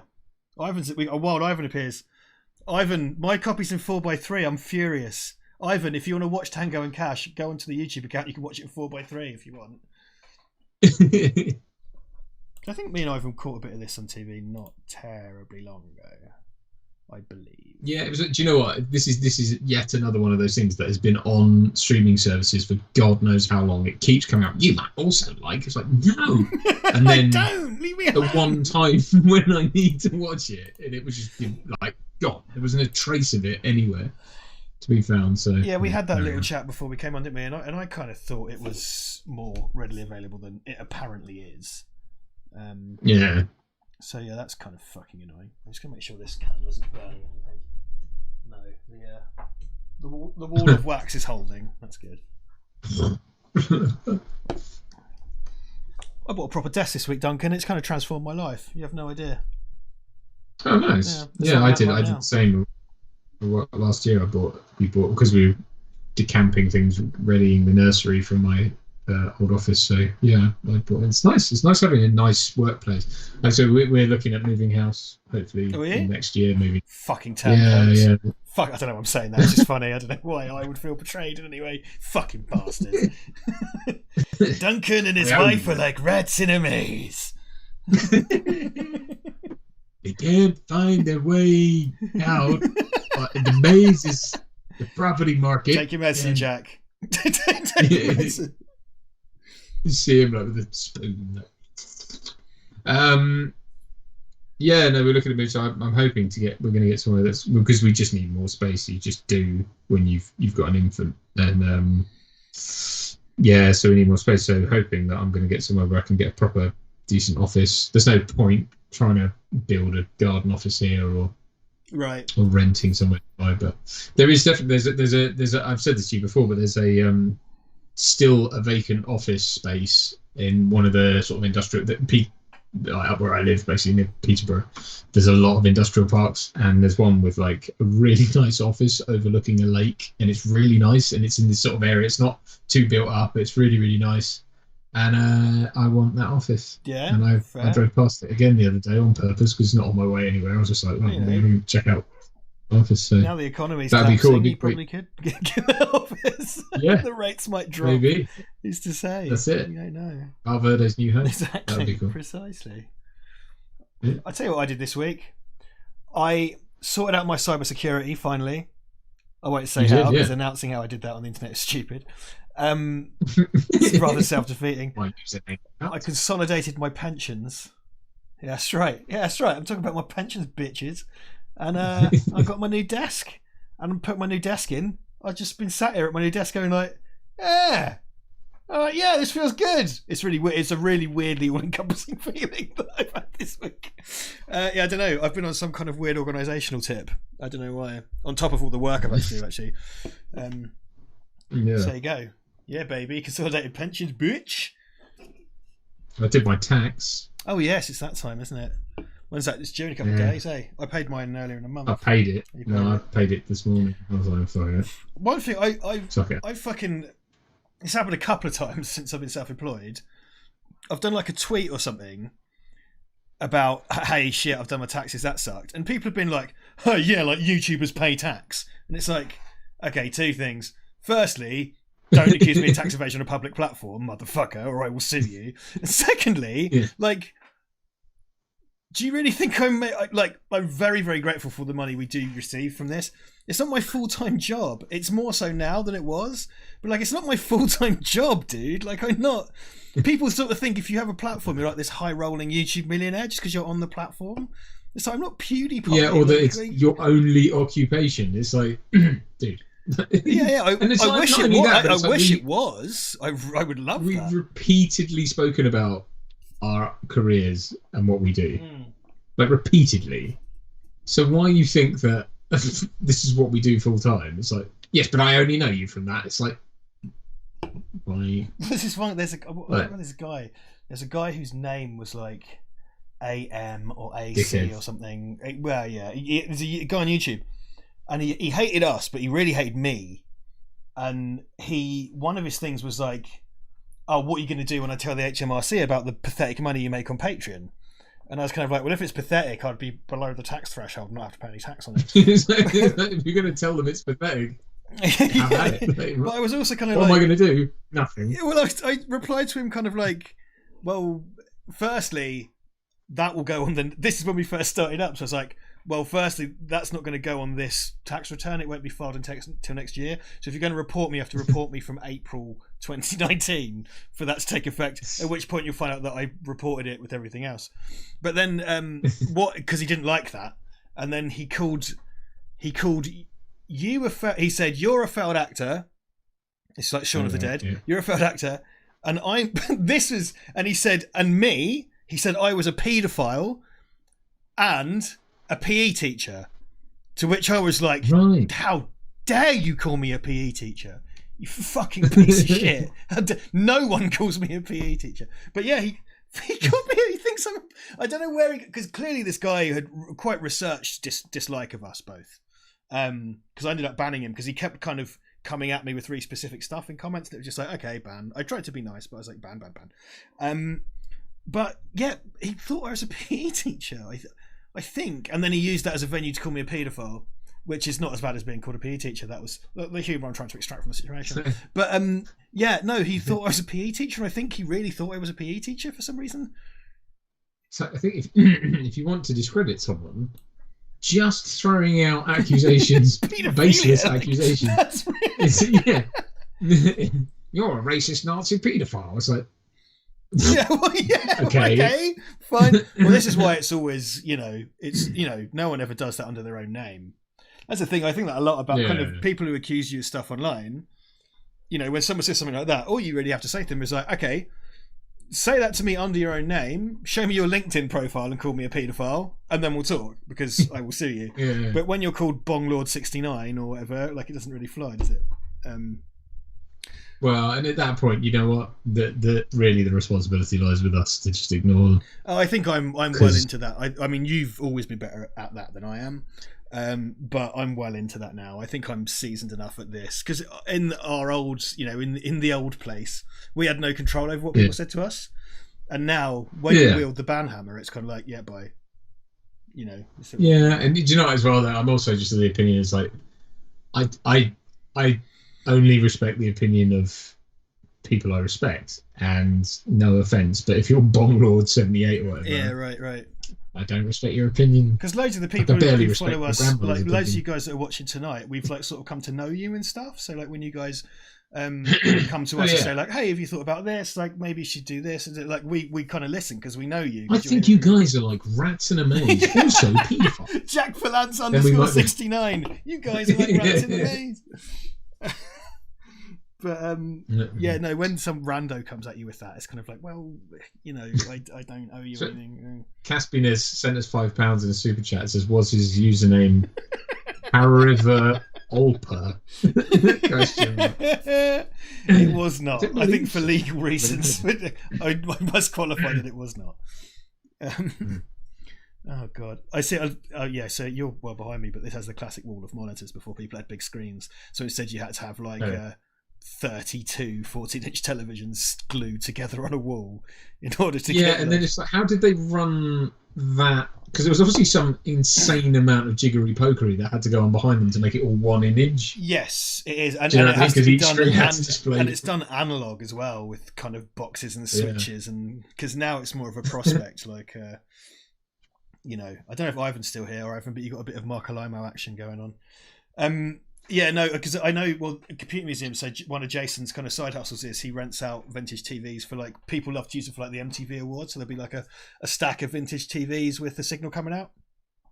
And now, of course, you can hook up a digital signal and push that through the old analog TVs.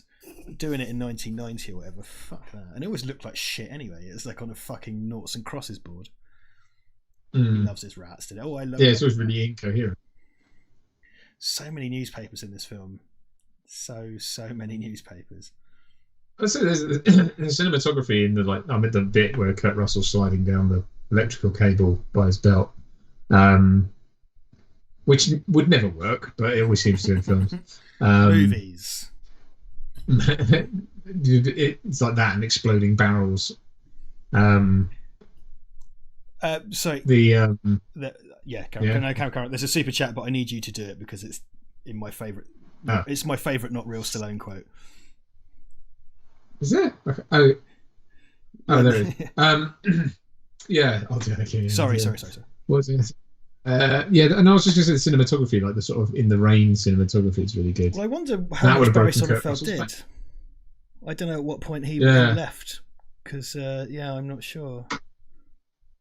The Wing Kong exchange says £10. Thank you very much. Says YouTubers are just greedy and lazy. I love that. It just is the best thing. It's the best thing that Sylvester Stallone never said. Was it Kevin Smith? One of the Kevin Smith podcasts. Yeah, it's Ralph Garman on the Hollywood Babylon. Right. Kevin Smith. Yeah. Right. Yeah. Yeah. Because that wasn't the whole thing about. It was to do with like Expendables 3 or something. Yeah. It's Bruce Willis. That's $1 million a day. That's the funny part of it, right? Because it's him working out. Because I alway picture him doing it on his hand. He's like, $2 million, $5 days, $1 million a day. They did the 4 days of work. They want $4 million. So There's $1 million It literally works. It's great. It's such a great bit of work. You hear the light bulb go on. It's just a wonderful bit of impression. It's so good. So good.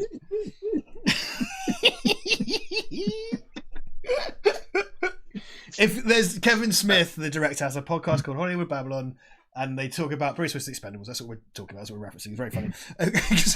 Because what is it? I think Ralph Garman hasn't seen the Expendables, and in Stallone's voice he goes, "Expendables, activate!" Is that what they say? That's great. Activate. Anyway. Wing Chong, I don't think you did a double super chat. I think it's just one, mate. I think you're good.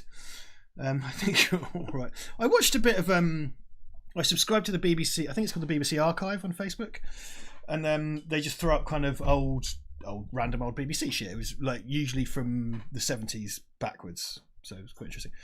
And they had, I think it was Parkinson. It was someone of note interviewing Sly when Rocky came out, and but he there's no doubt in my mind, because I defend Sly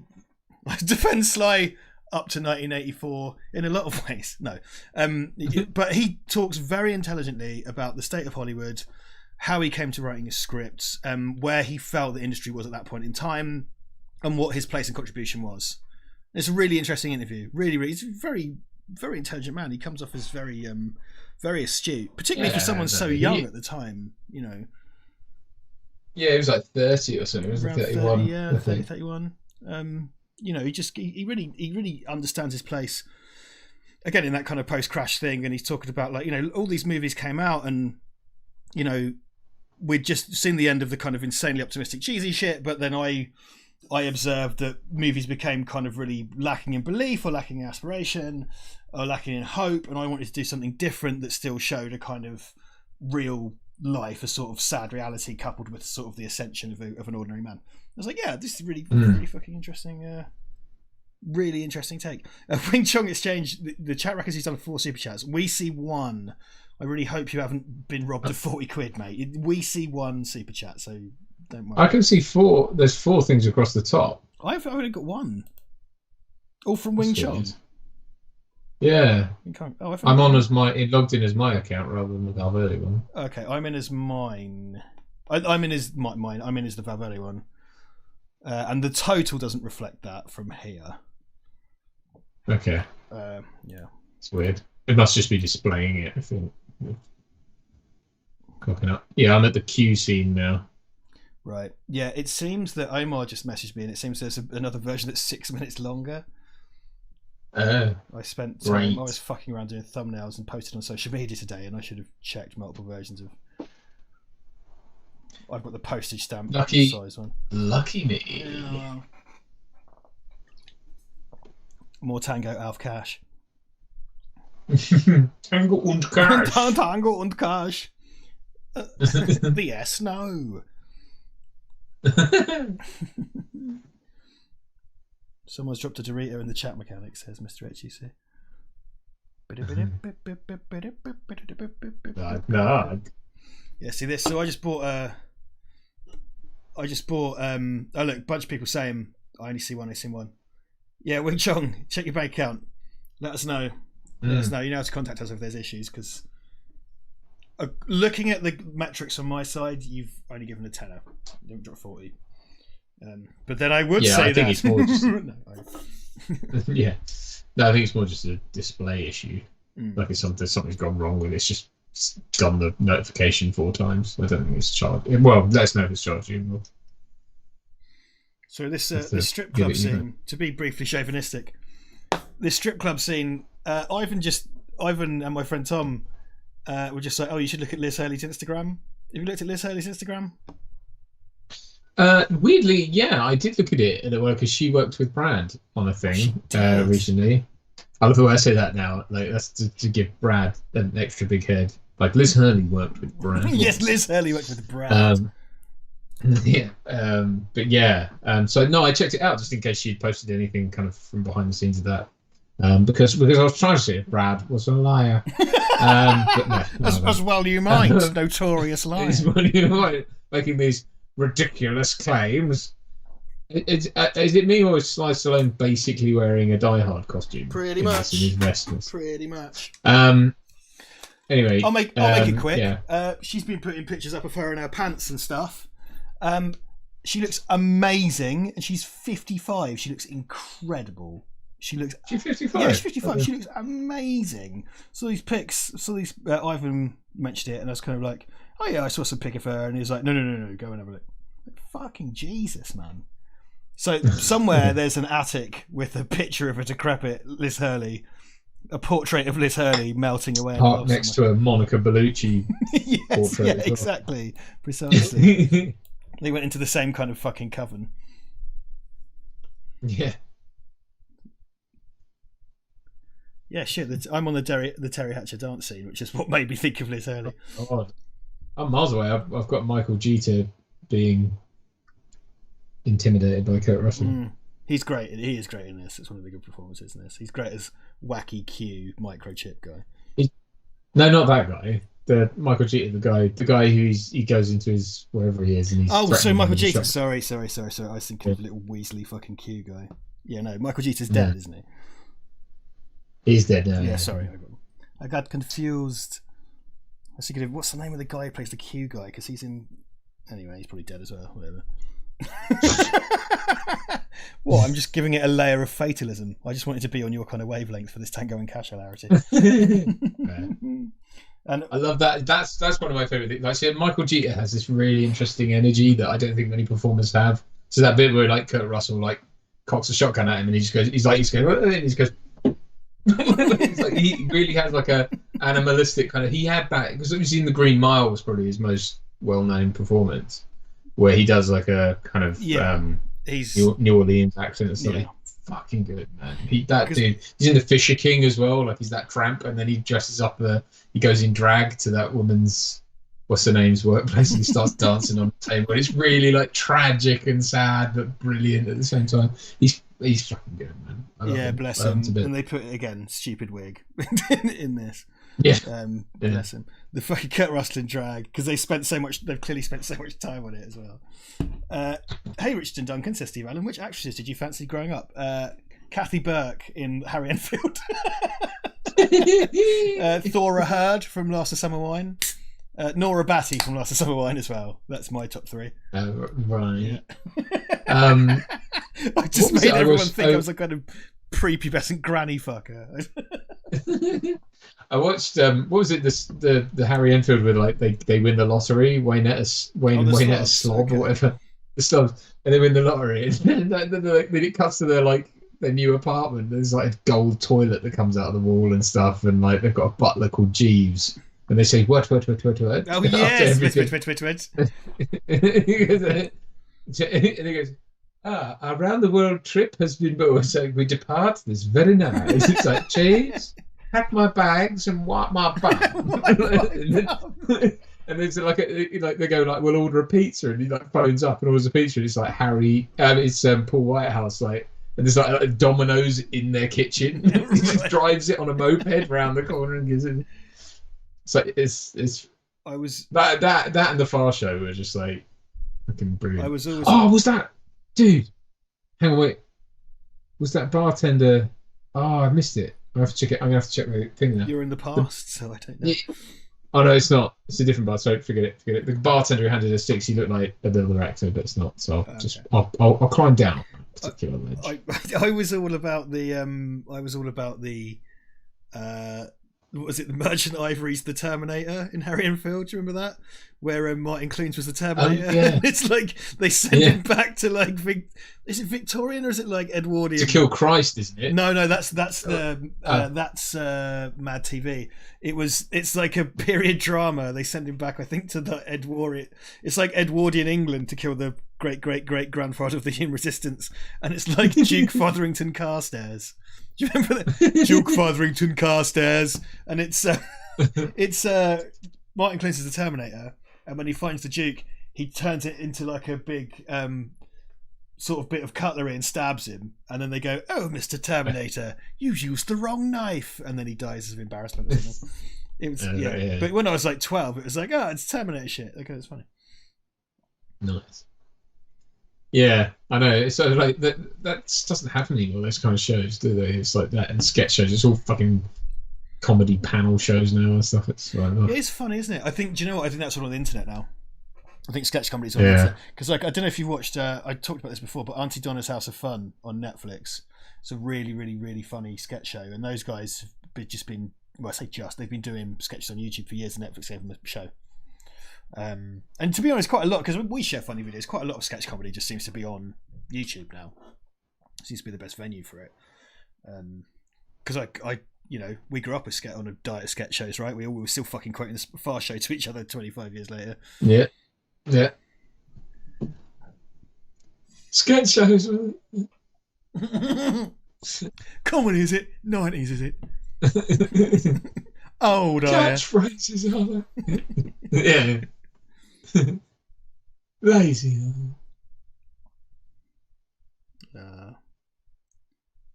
See, I can't comment because we're a different part of the film. Yeah, you see, you just got to the drag. I'm at the "Are you gonna fuck my sister?" The famous "Are you gonna fuck my sister?" Oh wow.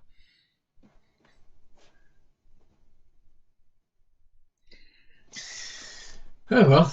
Well, I guess I'm in sync with some people. I mean, I'd like to sympathise with you by saying there's not much left, but for you there is. Yeah, mate. Meow. Here's an exclusive.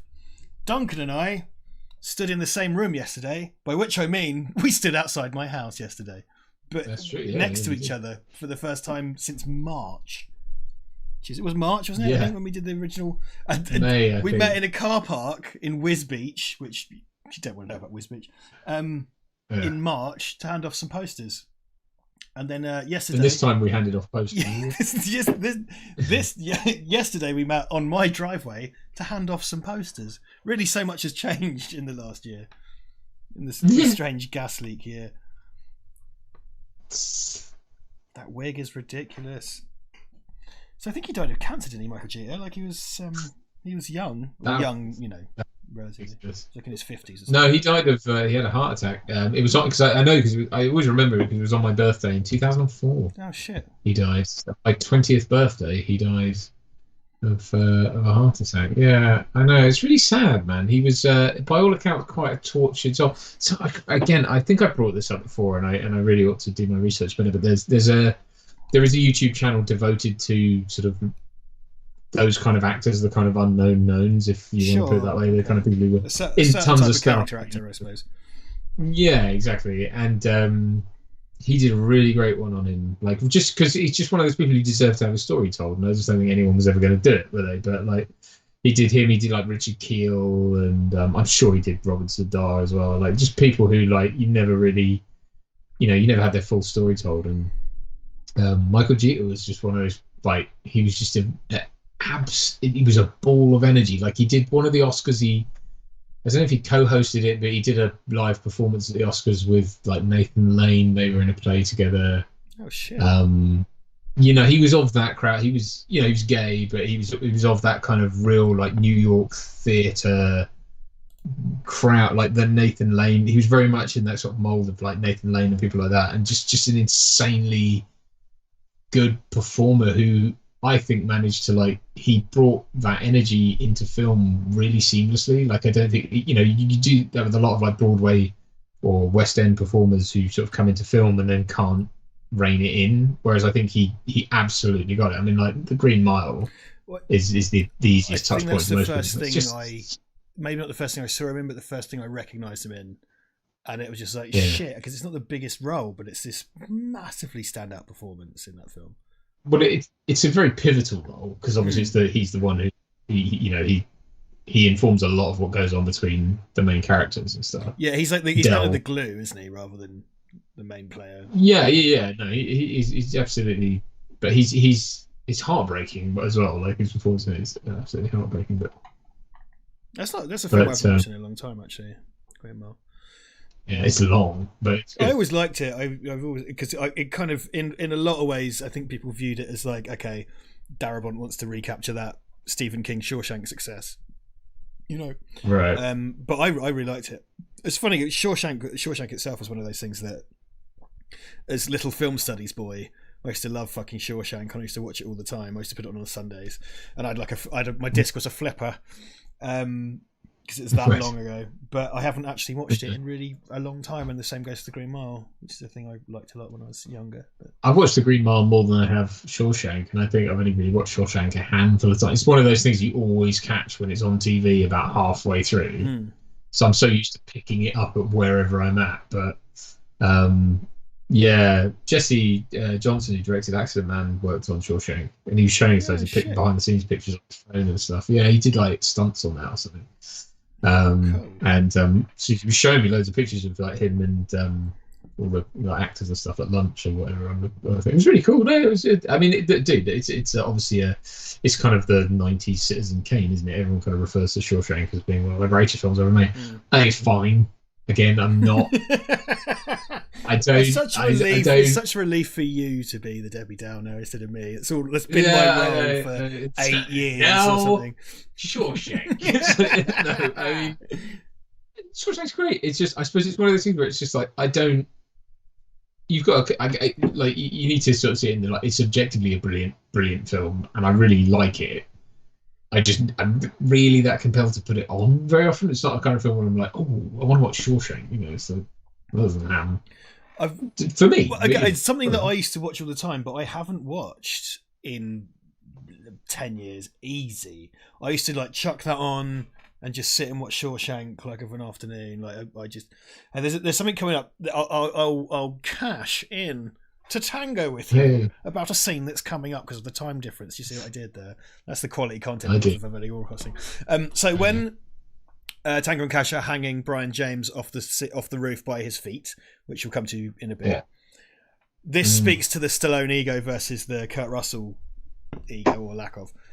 When they're hanging them over the thing, Kurt Russell's whole bit is to go like, oh, actually hanging a man off a thing's really hard, and he's like, his performances is like he's really straining, whereas Stallone's just kind of like, yeah, this is easy for me because I'm Rocky. It just feels like, you know what I mean? Like, it's like, I just feel like Kurt Russell's someone who ultimately wants to get to the, even though he's done some bunk, like he's done some really crappy movies, but like he's someone who genuinely like, it's you can tell, like, look, if you, I think acting, you know, as I say, is living truthfully through imaginary circumstances. It's not, you know, this is what I always have with a lot of people, and they're like, you're an actor, lie. And it's like, that's not what acting is. lie. Just Adam Buxton had a character called Famous Guy, and he was supposed to be an American actor, and he described himself as a pretending man. Yeah, I mean, but it's more that like you are. It is actually, it's really about being as truthful as you possibly can, because that's what's actually compelling to the audience. It's just that the circumstances you're in are imaginary. You know, that's the point. That's the lie, effectively, is that you're telling yourself you're in those circumstances as someone else. But you're not lying. You're not being untruthful, and that's, you know, like, even if you're playing someone who's telling a lie, you're still not lying. It's true in the moment. You know, yeah, you're telling the truth of that person. So, you know, but if you're a star and you're ego driven and it's all about Sly Stallone looking good, that's not acting. And he's someone who's a great actor and a great writer, and you know what I mean? Like, this is when you look at his career and the way it went, he literally went from being the underdog guy to winning an Oscar for best screenplay and being an incredible actor in a really great series, to suddenly being an action star and being like, you know, multi-millionaire guy, you know. And it's like, yeah, I've talked about this time and time again with him, because what I really liked at the time, and it's something why I still hold that film really high to me, is because he had a shit period, then he did Rocky Balboa, and he was able to reflect on his own issues and problems and his station in life. And I think it's a really beautiful film. I think it's really important to understand him as a man.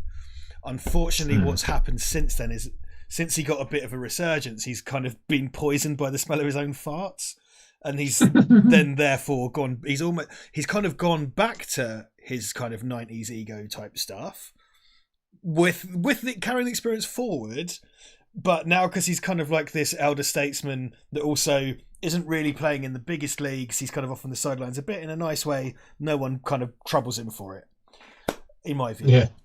And it's just that Kurt Russell had a lock-picking device disguised as a bullet. Yeah, I do. It's like, what? So if someone searched him and found a bullet in his pocket, they'd be like, "Nothing to see here." But it's also just like, why does Kurt Russell have a Q? He's just a guy. I mean, I know he's a cop, but he's just some fucking guy. Why has he got a Q? Who's made him an SUV fucking gun car?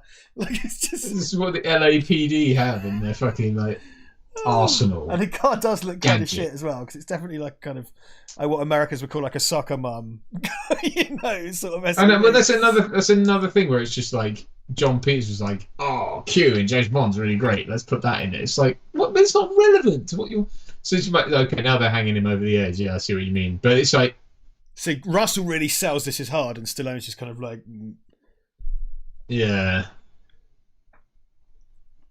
Okay, so we just. Oh, that was the governor, Walt Danny. Or whatever he said. Got a grenade in me bleeding mouth.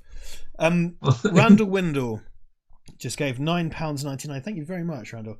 Hey, glorious leaders. Would you consider doing a video on Jackie Brown? It's Tarantino, so can draw in the viewers, but at the same time hasn't been done to death like Pulp Fiction. I've only seen Jackie Brown like twice, so I'd be up for watching it as a watch party. So perhaps if you know it better than me, you could talk me through it. Or yeah, I mean, don't forget these things have to go to a vote. I would love to do Jackie Brown. I would love to do Jackie Brown eventually when we're allowed back out and can actually do a proper really episode on it. Okay. Yeah, because it's probably I would say it's probably my second favorite Tarantino film. Well, that's a contrarian Tarantino. No, not really. I don't actually have an opinion. I don't actually. I wouldn't say. I would never say it was like his best or anything like that. It's just what it's as Tarantino for me, and I'm only talking about for me, is at his best when it's like this is a place I want to spend time in, you know. And I think I have a real soft spot for sort of grotty Hollywood, like that's why I love Get Shorty and stuff. It's that kind of like. Have you seen Robert Altman's The Player? The Player. No, that's good sleazy Hollywood. That's a great sleazy Hollywood movie. You'd like that. Right. I think. Yeah. Yeah, but it's like things like I'm a huge fan of Californication, you know, because I love the sort of like debauchery and just degenerate behaviour. Well, not in a Me Too way. I'm not saying that, but I just mean the sort of like base human, like in a comical way. I just enjoy spending time, and I think Jackie Brown has elements of that. I'm not explaining myself very well, but you know what I mean. It's kind of you get it. It's the same thing with Get Shorty. It's that kind of like you should definitely watch The Player. That's well up your and having had you get me to watch Get Shorty, which I very much enjoyed. Yeah, you should, because The Player is like a studio executive realizes he can literally get away with murder. Is the layup to The Player. It's not as funny as like Get Shorty or whatever. Right. So no, I'll check it out.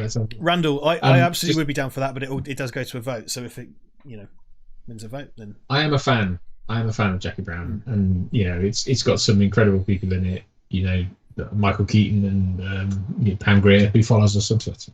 It's the only the only non-original. Well, you know, it's the only legally non-original Tarantino film as well, because it's based on an Elmore Leonard novel. Okay. Yeah. Right. So it's an actual it's an actual adaptation of a thing. Christopher Tragana sent us £2 on PayPal. Thank you very much, Christopher. And he says, thank you. He says, my other half just walked in the room and said, "Ooh, what are you watching? I love Eugene Levy." Wait. Wait, what? Did she think Jack Palance was a very aged up Eugene Levy? Oh wait, or did she think you or I were Eugene Levy? Did she think Sly Stallone was somehow? So many questions. Really are. So many questions. Oh, that car is awful. Well, why does he have a big magnifying glass in front of his face? Well, for doing circuitry and things. Have you never done circuitry and things? That's what science gunmen do, I guess. Science gun. What a load of bollocks. What a load of that Gatling gun looks. It just looks like it would tear off the wing mirror. Because this is all the kind of John Peters-y super camp stuff. Yeah. Kind of riding around. I know we're probably going to get shit for. And again, it must be said, in terms of like technically, in terms of coverage and staging, pyrotechnics, you know, the SFX stuff is really good. Like it's really, really good. It's just part of this weird, dumb thing where they forced this into the movie. Yeah. But again, I do think because it's not a very long film, and if it comes on like Sunday night, I'll watch it. I find it really entertaining. I don't think it wastes much time. It's kind of silly. Again, I wouldn't fucking give it a kidney. You know what I mean? I'm not leaving it anything in my will. It's just forgettable. I think that's my big. I think that's its biggest crime. Is it's kind of just like.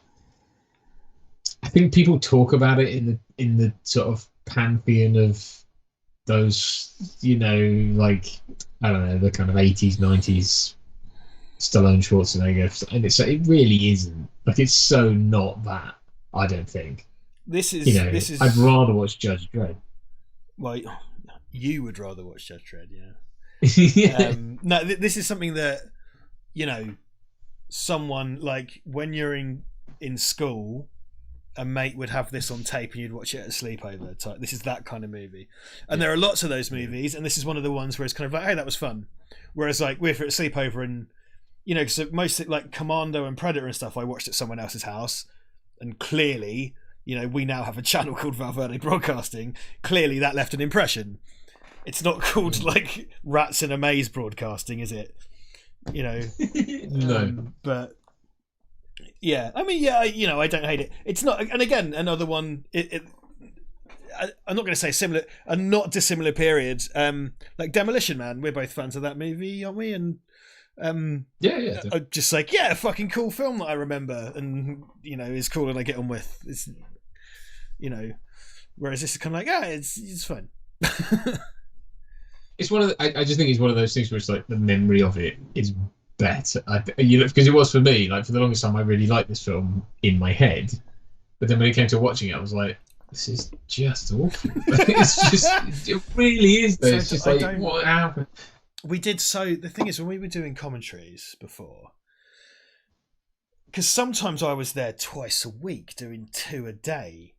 Like we did 100. Like I personally did like about 150, 200 of those fucking things. Like I say fucking thing, I really enjoyed it and stuff. But like so many, and there was just this expectation of always fucking being there to do more and more and more. And something such as this, because the more memorable ones were the ones where the lesser spotted commentaries were where you and I were together. You know. It didn't happen much. And I remember doing this, like I remember that it happened, but I don't remember anything about it. I don't remember what we said. I don't remember what you said. I don't remember any opinions being expressed. I don't know what we even talked about for that one. Yeah, I mean, I don't remember, you know, as I said this before, but I don't even really remember commentaries that you and I have done. That didn't make any sense. They just drove at the gate and then somehow were in the air when they came through. Just basic physics, guys. Just basic physics.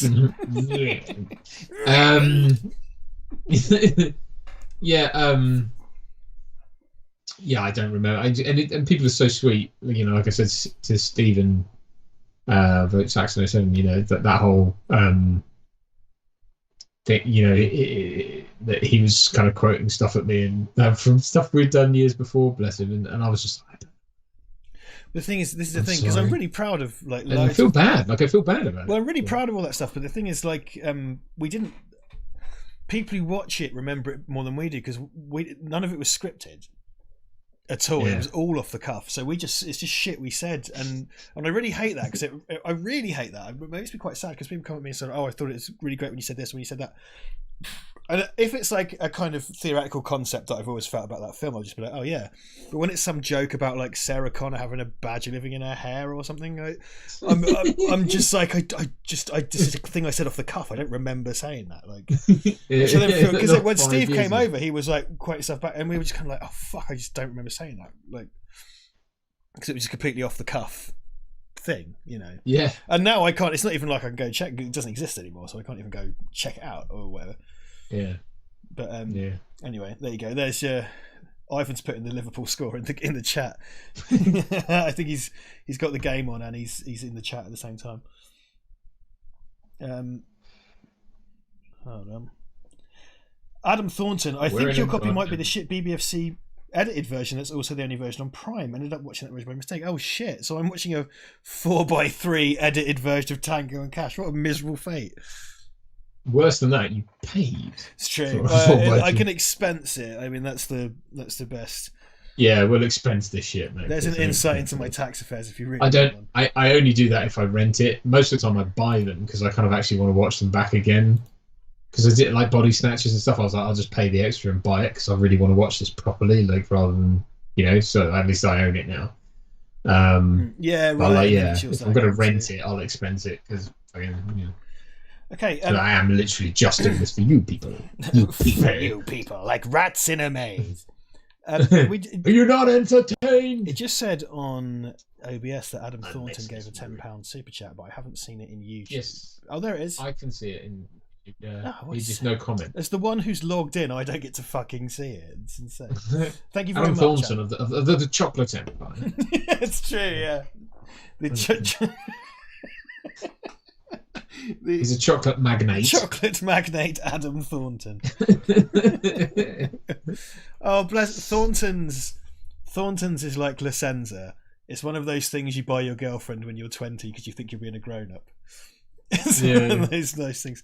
I went to Thornton's. One of those Millie's cookies. Those big Millie's cookies. I remember one of the best things, like one of my best adult experiences, when I was probably a little bit of like 22, was going to buy like sexy undies for my girlfriend because I was like, I'm secure enough to walk into La Senza and know her size and buy and not feel weird about it. And I felt very grown up that day. And then I went and bought her some Thornton's chocolates and I was very proud of myself. And now I've probably regressed massively and would just buy sexy pants on the internet for no one. Well, me. Well, for me, yeah. I don't think they make them in my. I'm too like square, as they probably do. I'm not sure. It'd be very unconvincing for me to buy women's underwear. Just have to make my own. Out of it's lockdown, I'll make some out of bin. Cut out the middleman and tuck and do the pee-pee dance. Tuck into the pee-pee. I just see it. I was at that. That's what I was like. California. That's who I was saying that bartender actor looked like in Californication. There's a character called Richard Bates. Right. Who's like an old writer who's been sober for years or whatever, and then Hank, who's played by David Duchovny, like insists that he has a drink with him, and he ends up not realizing, and then he ends up getting pissed. And every time he falls off the wagon, he basically just always gets naked, tucks and does the pee-pee dance wherever he is. And he has this song that he sings. He's like, "Eat my peach, baby, blow on my dice, blow on my dice." It's just like he always like, "Say hello to Ginger," and he he always tucks and does the pee-pee dance. And I just think that's really funny because I'm a juvenile arsehole, obviously. I saw I'm sorry, go on. No, go on. That was it. I saw a meme, and it was a screenshot of Buffalo Bill doing the pee-pee dance from Silence of the Lambs, and it said this is my least favourite Bon Jovi video. This is what? This is my least favourite Bon Jovi video.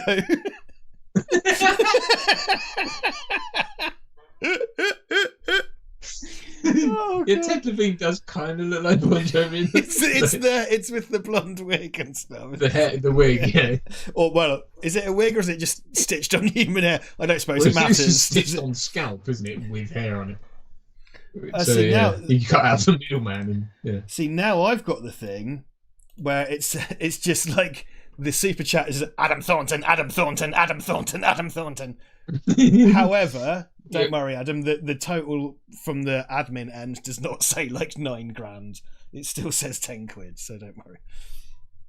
Don't mean to cause any panic or alarm for your finances. Mm-hmm.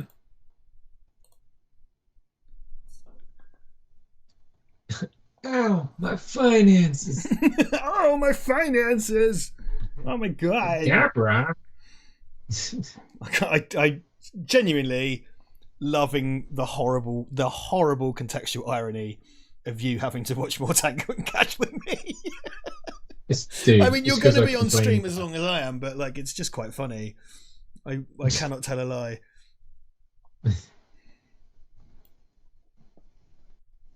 I'm going to have I'm going to be able to gloat about the credits soon. Oh God, the self-destruct system has just been activated. Sounds distract activated. Oh, Ivan and I are going to do a Alien Isolation Let's Play Part 3 on Saturday night. If you guys So fucking hell, haven't you finished that thing yet? No, I'm dreadful at it. Like, I'm really bad at it. I played it with you, and that was fucking years ago. That was the DLC. We were playing the main game. We played the DLC. We played the Nostromo. No, yeah, I've done so far 2 3-hour videos. I still haven't finished it. Like, really, my playthrough of that has been shamefully bad. Like, a really not good playthrough. But hey, we'll be back Saturday. I'm a dad now, so I don't play video games. No computer games, no. In other news, my dad bought an Xbox One recently. Oh, did he? Oh, yeah, I think you said. Actually. Yeah, fair play. My dad games more than I do. He's a proper. No sign of him tonight. Actually, if you were watching, I'll play Far Cry with you, man. I'll play Far Cry. Dad loves a bit of Far Cry. Oh, he loves a bit of it. I've just been on some Far Cry again this week. Because one thing that's happened is because I consolidated all my internet security, it's got all my games to heal, and I'm sort of like, yeah, I've got to get to my Ubisoft account again. Great. So this was edited by Stuart Baird Duncan, who directed which Star Trek film? Star Trek 9. Actually, nearly. Wait, did you say Star Trek 9? Yeah. Yeah, you're close. 5. No, it was 8. Star Trek 10 he directed. Directed Star Trek Nemesis. No, it was 10. Well, if you don't include the Abrams ones. There's 13 if you include the Abrams ones. Well, I did. I do. Clint Howard was in the original series of Star Trek, and I didn't say that earlier out of sort of... I don't know why I didn't say it. I just sort of... every time I think like every time I link a thing back to Star Trek, a bit of you dies. Somewhere a Duncan dies. Somewhere a Duncan... in another dimension, a different Duncan has an aneurysm and just like... James Hong is barely in this, by the way, which is a crime, because James Hong is the best. Fucking love James Hong. I'm watching the credits, by the way. I just want you to know that. You fucking cunt, prick. I'm watching. I'm still balls deep in this shit. What's your time? I'm at like 133.36 though. Yeah, so am I. It's like, well, how? Wait, what? Well, that doesn't make any sense. What? So you've still got the same time? It's got the same time code. I'm just miles behind. But you can't see the end time code though, can you? Yeah, I've got 9:52 left to go. That's insane. I've got Oh well. You're the same. Well, people in England, we've watched Tango and Cash. I'm going to log off now. No, actually, it's not actually possible for me to leave. It would be really funny if I just left you to watch the rest, but it's not possible because I'm hosting the stream. For just to go, just go like, ha ha ha. Duncan watches more. It's fine. Do you know what? I think this film's biggest crime is that it's just. I think when you realise you're watching something for someone else's benefit, that's when you tune out as an audience, right? It's like this isn't about my enjoyment or engagement with this. This is about someone else showing off. So it's about Stallone not getting enough hugs from his mum. Probably, but it's just. I think the thing of it as well is it's just like that's probably true of a lot of things I like. There's probably true of other films that it's because I'm inconsistent. So suck it. I don't like this. I'm merely human. Yeah, well that's it. Yeah. Yeah, this is going to be one of those. Kurt Russell saves it as far as I'm concerned. Like, isn't he just a fucking? It would be treasure, unwatchable. Though? He's a fucking treasure, man. Like, I love. Like, I meant to talk about this earlier, and I ended up probably just talking about bums or something. It sounds like me. So Stallone had his big shit eating stage, and then had this big kind of comeback with Rocky Balboa and Rambo and blah blah blah. Kurt Russell, like all these kind of 80s action guys, and he's not that as much as others are either, by the way. He's a lot more range than that. But he kind of just like quietly went away and did some kind of, did some sort of he did some shit, but nothing embarrassingly awful, I don't really think. He just sort of lost his profile for a bit, and then was kind of rediscovered in the last sort of 10 years with things like Bone Tomahawk and stuff like that. And Tarantino, I think, Tarantino casting people, I've got mixed feelings about Tarantino, but Tarantino casting people really means something. because he's casting you because he knows, and he's looking at Kurt Russell and looking at Kurt Russell's Western, so he puts him in Hateful Eight and stuff like that. And I don't think Kurt Russell massively embarrassed himself. I think he just sort of like plugged away and had his career, and had his marriage and stuff. It's one of those Hollywood marriages that's still a thing, which is rare and kind of wholesome and cute. Him and Goldie Hawn, and they're doing their Santa Claus movies together and stuff. I don't know. Oh, are they? Yeah, like because he played Santa on that Netflix thing, and then she was Mrs. Claus, I think, in the second one that came out this year or last year. That's all right. Steve, so who was it? Someone said Duncan's stuck in the past, so I guess is that your way of saying I'm anachronistic? Stephen Allen also says, Duncan, to save you from this, which Father Ted episode do you think reflects your thoughts on the best comedy can offer? Is it kicking Bishop Brennan up the arse? Well, you'd have to qualify that by identifying whether it was part 1 or part 2, because that was a two-part episode. But dropping knowledge, yo. I do love that though. That whole thing when he gets all the way to the Vatican, and he's just sat on the plane completely bewildered. And they're like, "Would you like some more wine, you Grace?" And he's just like, "Huh?" And he gets all the way to the Vatican, and it's like then he's with an audience with the Pope, and then the Pope comes along to shake his hand. He goes, "He did kick me up the arse," and that runs on. Which again is such a sort of brilliant little character moment. It's like Bishop's Brennan, the whole thing is ego. Yes. Because he's always got him on the whole thing of he's actually got an illegitimate child. I love all the sleaze in Father Ted. Yeah. So he's got an illegitimate child. Ted just had that money resting in Ted was exiled to Craggy Island for fraud, basically, and the kind of ecclesiastical sleaze in Father Ted. It's so funny. So, dude, I mean, I can wax lyrical about Father Ted until the cows come home. Not those cows out there, but these cows here, which are small. Very good. Very good. Yeah. No, it's dude. I mean, I just think that Father Ted's up there with things like The Simpsons, where it's like you can just recall it back, because I think because they tap into such a sort of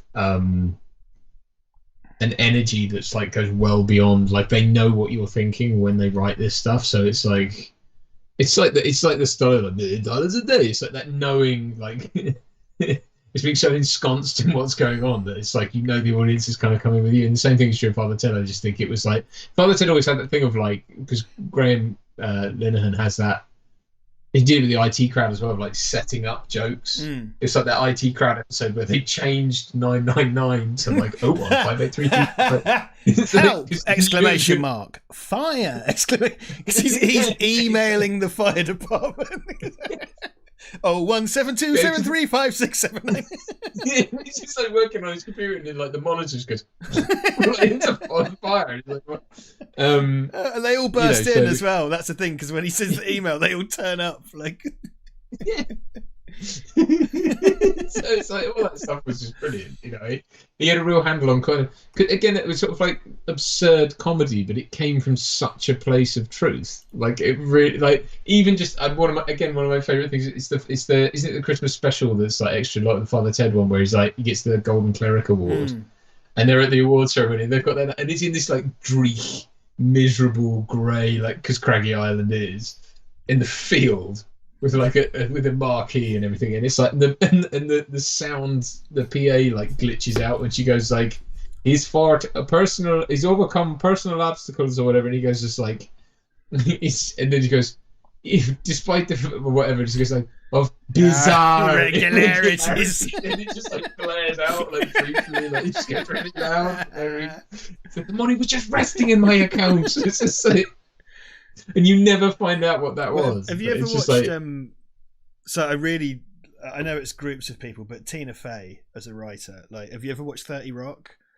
No, right. So both 30 Rock and Kimmy Schmidt are both shows that they both have that, because Father Ted's very surreal, and it has that kind of surreality to it, but also it's kind of, you've really kind of articulated something that I've not been able to do for years, in that they know what you're thinking and they express it in a way that you never would have thought of. So Yeah. like the joke, because I was particularly Kimmy Schmidt, like was a more recent Tina Fey thing. I always feel like the joke just comes from and I'm never ready for it, but it's totally something that came from inside my head in a way. And Father Ted was the same as well, because like the racism episode, like because it's just this insane farce of things that would never happen, like the perfectly square bit of dirt on the window and stuff. All that shit, and the lampshade on the head, and like all the like he inherits all the Nazi memorabilia from that priest. Shit like that. That's a different. Isn't that different? That's the same one. It's the same one because he invites them around. Yeah, right, so like, and Father Jack just gets out of the coffin or whatever, and is dressed in Nazi regalia, and like grabs a sandwich off someone and walks off with it. It's just like, what the fuck? They have a thing in 30 Rock where like they celebrate Leap Day, which is the 29th of February, and there's like there's a mascot called Leap Day William, and is it Leap Day William? And you're just supposed to know what that is, even though it's completely false. And that's kind of the running joke. Like, you should definitely watch 30 Rock, man. It's very, very, very similar humour. It's quite American, obviously, and Alec Baldwin is very, very good in that as well. Okay. But it's it's the same thing. It's quite surreal, and it's stuff that's kind of in your head, but you never would have thought of. Is the only way I can describe. Which is a feeling the first thing giving me that feeling ever was The Simpsons, as you referenced yourself. So There's also that aspect to Father, because the Nazi, the racist episode also has that thing of, it's a bit like Frasier in that thing of like misconstrued messages between characters. So like, because that one's, isn't it, the point is the old guy, it's the other priest he goes to see all the time, and he has this like treasure trove of Nazi memorabilia, but he doesn't, and like it's, an old in the next room. Like if he'd only gone into the next room, he would have seen it. Isn't he sheltering? He's got like a fleeing Nazi, and again in the room off his living room. Like if only he'd walked into the next room. And then they accidentally take cyanide or something, so they both die. And he thought Ted loved that, so he left him all his Nazi stuff. And it's all like put up in his. It's like, who did that? It's all like in the living room. It's all literally been hung. It's Mrs. Doyle, isn't it? Mrs. Doyle takes the delivery and then hangs all the things. Just does it because that's what she's just literally won't question anything.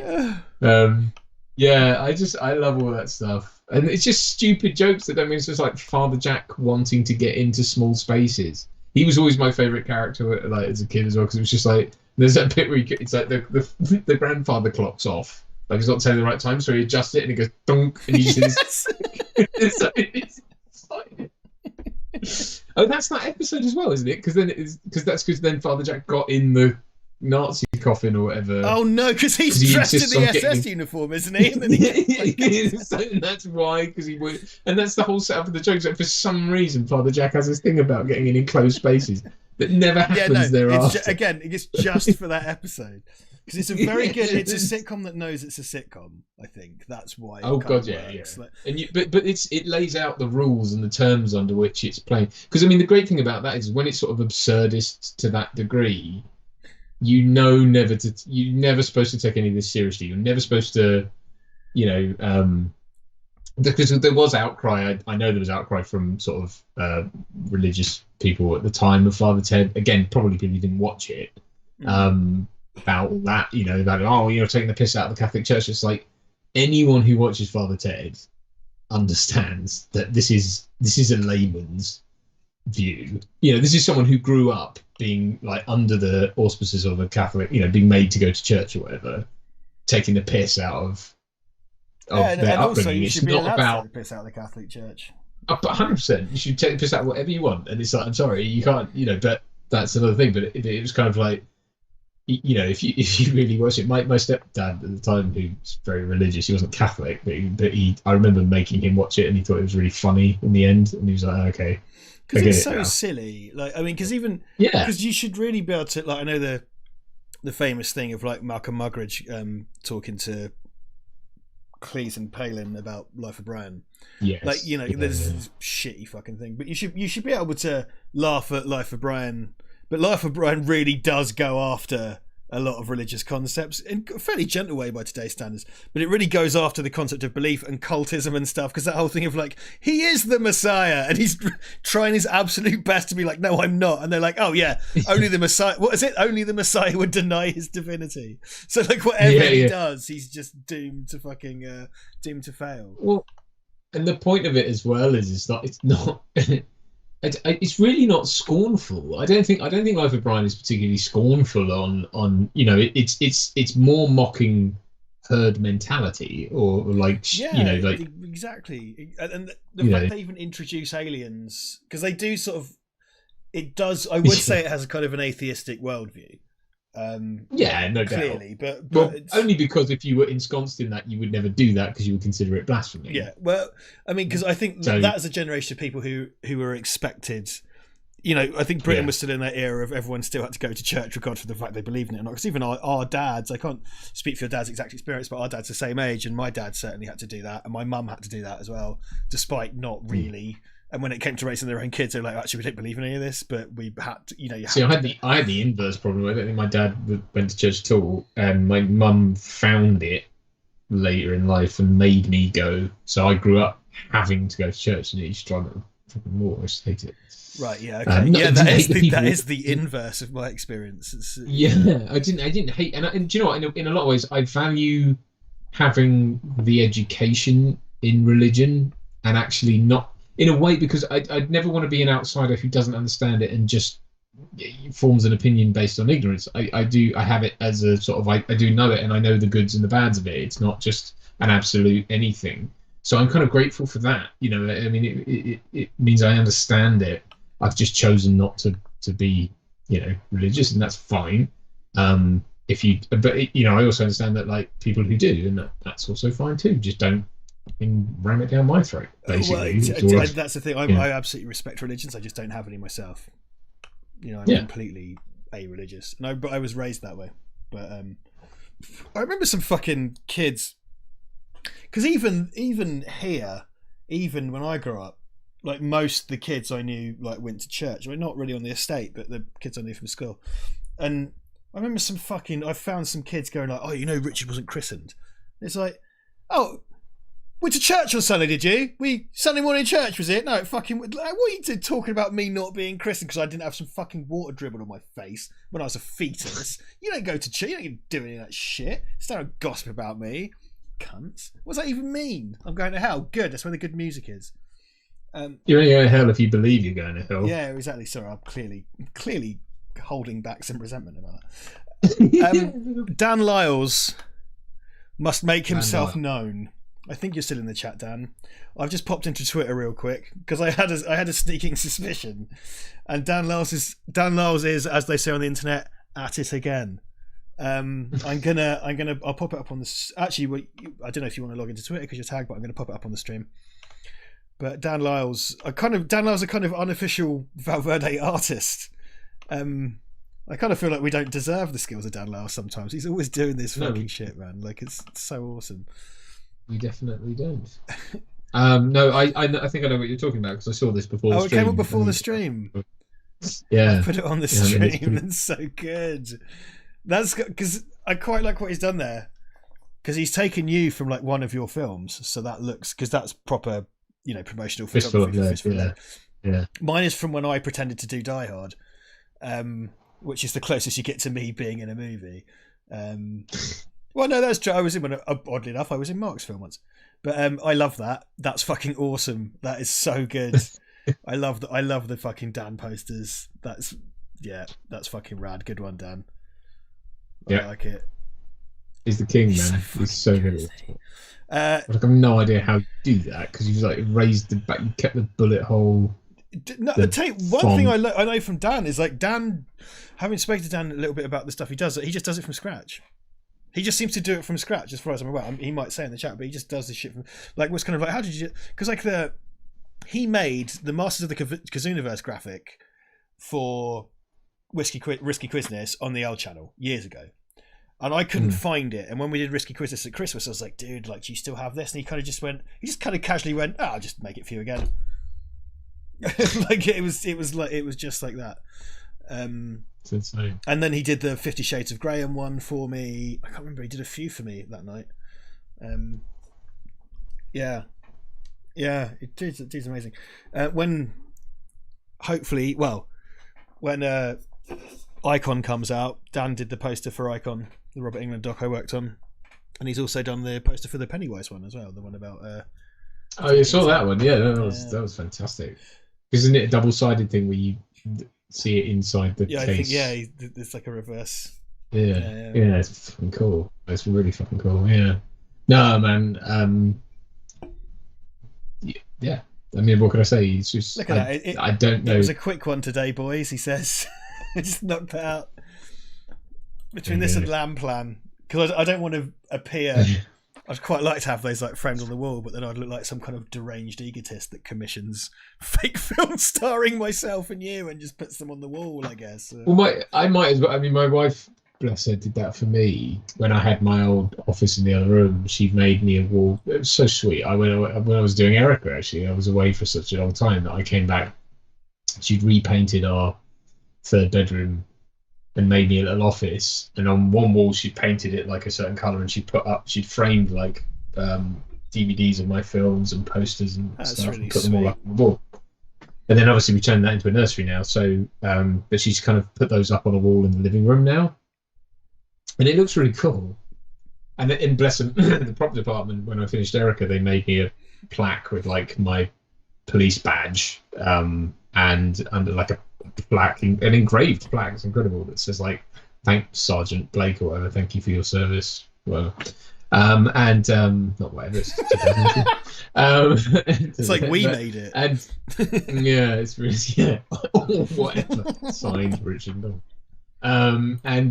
Which is so nice. So she's put all that up again for me there, but it's like I'm a bit aware that like if people come round, there's a clapperboard and stuff as well.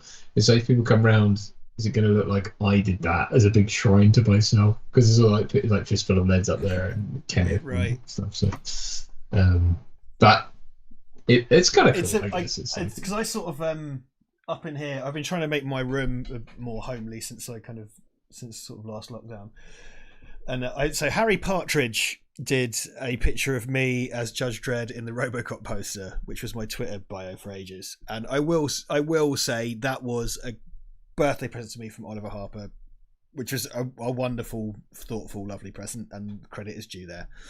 I won't talk about the level of positive or negative equity overall.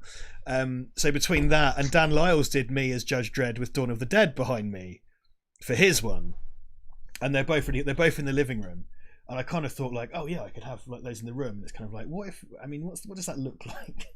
Like in the living room among all the art, because Ivan's art and my art and stuff, it's kind of like But in the living room, if I just have two portraits of me as fascist super cop, it's like, yeah, that might look insane. like I sit in my, because I would quite like because I'm very proud of what we do here, and I'm very proud of what we do together. I'm very proud of all you guys that follow and stuff. I would quite like just to frame my own copy of the Val Verde poster that Morgan Eardley did for us. It's a really beautiful poster, and I would like to frame that still, actually. And I was thinking about that, kind of like, okay, so you're talking about two pictures of you as a fucking super cop, and then you as a dictator, all on the wall in the same room. That's insane. You have to stop. And it does. I don't have. They're up there. I can get one for people to see, but it is like. It also has that dictatorial propagandist look to it. It looks like propaganda. Yeah. Oh, Morgan did an amazing job. Like, it's really incredible. Yeah. He's Brinksman Art on Instagram, and he did it completely on spec. I didn't ask for it, didn't commission it. He just said, "Can I do a thing?" And Morgan, I don't know if you're watching, but it's so good. I use it for it is featured in the preamble to the stream and stuff. Oh right, yeah, there you go. Oh, upside down. That's upside down. Oh, sorry. There you go. Look at that. That's cool, right? Yeah, he's caught our likenesses and stuff. Oh, it's signed. Amazing. Yeah, it looks so good. It's such a good job. I don't want to turn this into a sales pitch. 10 quid, they're available. You can email us, or we can get them on Patreon as well. But and they'll actually go out a lot quicker now because we've divided the labour up. So Richard has some and I have some. Yes, yeah. Duncan. With a baby happened around the time we were selling posters. It got tricky for Duncan to get the poster for this. Well, a baby in a pandemic. Yeah. So Oh God. Oh dude. Yeah, the absolute shitstorm of things. Yeah. I see. Yeah. Dan Lyle says you should start a VVB Instagram page for the various artwork. I agree. It's just the management of such a thing. Yeah. I have thought about somehow doing an artwork showcase. It's been like because Kirk Coffeeman, he's done loads of drawings for us. We've had Morgan, of course, Dan. I definitely think as part of our relaunch, we need to get, even if it's a bit rudimentary, just a website up. I mean, I've spoken to Ellie as well about eventually having blogs and stuff like that, because I think we need to do that. It's just that's essentially what I do for my day job at the moment, and to find the time to do it more for free is virtually impossible for me at the moment. Or not to say that I'm not working towards it, and I would like to, but I'd love to get to a point where we just have it's almost like a sort of open mic night. We have a blog, because I also realise that a lot of you guys who follow us and patrons and stuff love. Oops, I've got my thing caught in the thing. Have a lot to say, about various things to do with film, and I think we could have guest blog posts and all sorts of things vetted, obviously. Well, of course, it has to be editorial. But I do think it would be a nice place that goes a bit beyond sort of like a forum or anything like that, where you guys could write, if you have something you're really passionate about, write an article and we'll go through it and we'll put it on the site. Because I mean, I think that's where I'd love to get to. I would just love to get to that point where it's not, all on us, and I want to make it. I do want to make it a community as well, because I think that's really important. So, well, it is. We do. This is the thing. Yeah, we got a really great community. It's just so nice having all you lot chipping in all the time. Because it's fun, isn't it? Because we're like, it's a small community and a small channel, but I feel like the community has this fucking massive energy. Like the way you lot interact and contribute and come back, because we always see the same names all the time. We know who you are. It's crazy. It's really good. Like I think other larger channels kind of envy what we have all created here. Not me and Duncan, not even me, Duncan, Ellie, Angelo, Brad, Toby, whatever. Like you lot in the chat, because you're here. You're always here. We see you every week. Like, it's crazy, because I've seen much larger channels pull down much smaller numbers for streams, and I don't know how that works. And they're doing something different, perhaps. And I think people sort of key into what we do live. I don't know, but we're really lucky to have what we have, I think. Yeah, I always think at the core of what we've done, it's always been that sort of off the cuff dynamic that needs to sort of, we have plans for how to relaunch when we come out of lockdown and can finally get back together, and we're trying to sort of restructure a kind of show. We want to kind of structure it around because I think as well, like, especially given what you do and given that we're in the film industry, there isn't much of an excuse for having poor production values, other than obviously for the longest time it was kind of on you to shoot and edit and all that kind of stuff, which is not so much now. I mean, we are recruiting help as well, and ideally when we come out of lockdown, you and I will have income enough from other sources that we can start to kind of just allocate VVB funds to shooting nice, do you know what I mean? So like paying people to come and help us, and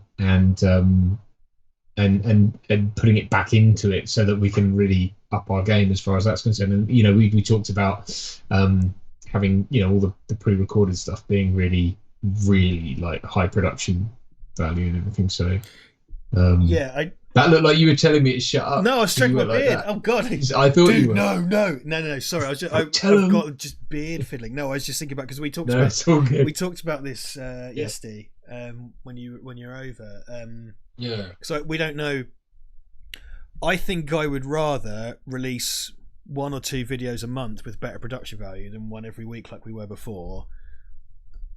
Because those were nice, but it's like one shot from one camera. Because managing 3 cameras and 2 microphones and 4 lights as the only camera operator and director, and also co-presenter is quite hard. And when people kind of go like, that light's too bright, it's like, yeah, because no one's looking at it. Like, I won't fucking do it, like presenting as well with Duncan. So, yeah, I think I'd rather, because we were talking about, don't want to lose the energy of us together in a room talking. So I think that's where a lot of what we do happens, but also to introduce scripted elements. I think like the Dolph Lundgren video I did this week was a 24-hour challenge to myself to make a film. And it was like, I've got an idea, and I've got this stupid, because that Dolph Lundgren video, I remember when it came out, I just thought it was the stupidest thing ever. And then when I was really, really hungover, I was kind of like, wait a minute. And it's kind of like, if we can put that into something with Duncan and I host little segments, and then we have bits, maybe like that. Nothing's final. We're just spitballing here. We've talked about stuff, but we want to come up with we'll come up with a slicker format, a better produced format, something that looks expensive that isn't. I think is the, I think that's what we always try to do, make it look better than it actually is. But I don't know. I think that's the idea. But just fucking the fucking pandemic purgatory of just sat around waiting for something to happen. You know what I mean? That's frustrating, but I do think what it's done is it's enabled us to restructure how we like. I mean, I can only really speak for myself. I've been very, very, very fortunate to have had work in other areas take off, and that probably wouldn't have happened, certainly not to the same degree, if I was still going out and auditioning and being busy with that stuff. Because what it really did was focus my mind and go, you don't have to always,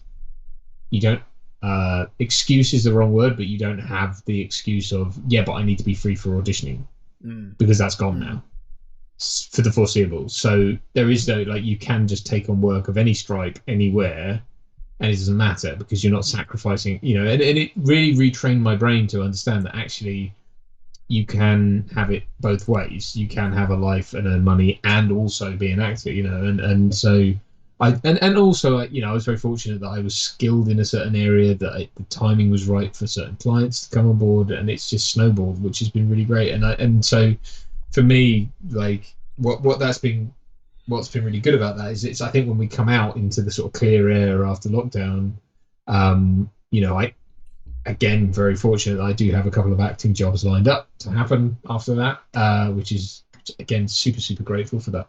But it's restructured how I operate to the point where, I think that it's going to mean doing, hopefully anyway, and certainly what I'm building towards in terms of my time, is that hopefully, we'll be able to devote a lot more energy and time to making the content work and not needing to worry about paying bills because you've got to work somewhere else, Does that make sense? Because I used to work in a bar and stuff like before lockdown happened. I was working in a bar. Pub, man, I was working like 5 jobs, if you included acting, this bar, that, and it was like, I don't have to do that now. So, well, I was just I've had some good. I had like one kind of high profile, well paid job over the last year, and then the rest I've had stuff bubbling under little bits of quiet stuff. But a lot of my work's gone away, and isn't coming back. So I'm just trying to have to be clever in other ways. But I am plugging you into stuff. Yes, that will definitely when and I'm not saying that to brag or anything. I'm just saying that when lockdown lifts, that you and I also have lots of stuff that we're going to have to go off and do. There's going to be, money aside. There's all that pent-up potential as well, but it's just what it's done is it sort of restructured the way I think that you and I will earn money in a good way, because I think it will mean that we can come out and hopefully, we're not on a sort of cycle of things that keep us locked in to being 9-to-5ers or just stuck during the week and only able to devote a day here and a day there, because hopefully it means that we can. Am I making any sense? I think it makes sense. I'm worried that I'm not making sense. That's my concern. Well, let's tell you what. Should we end it in 10 minutes at like 9:45?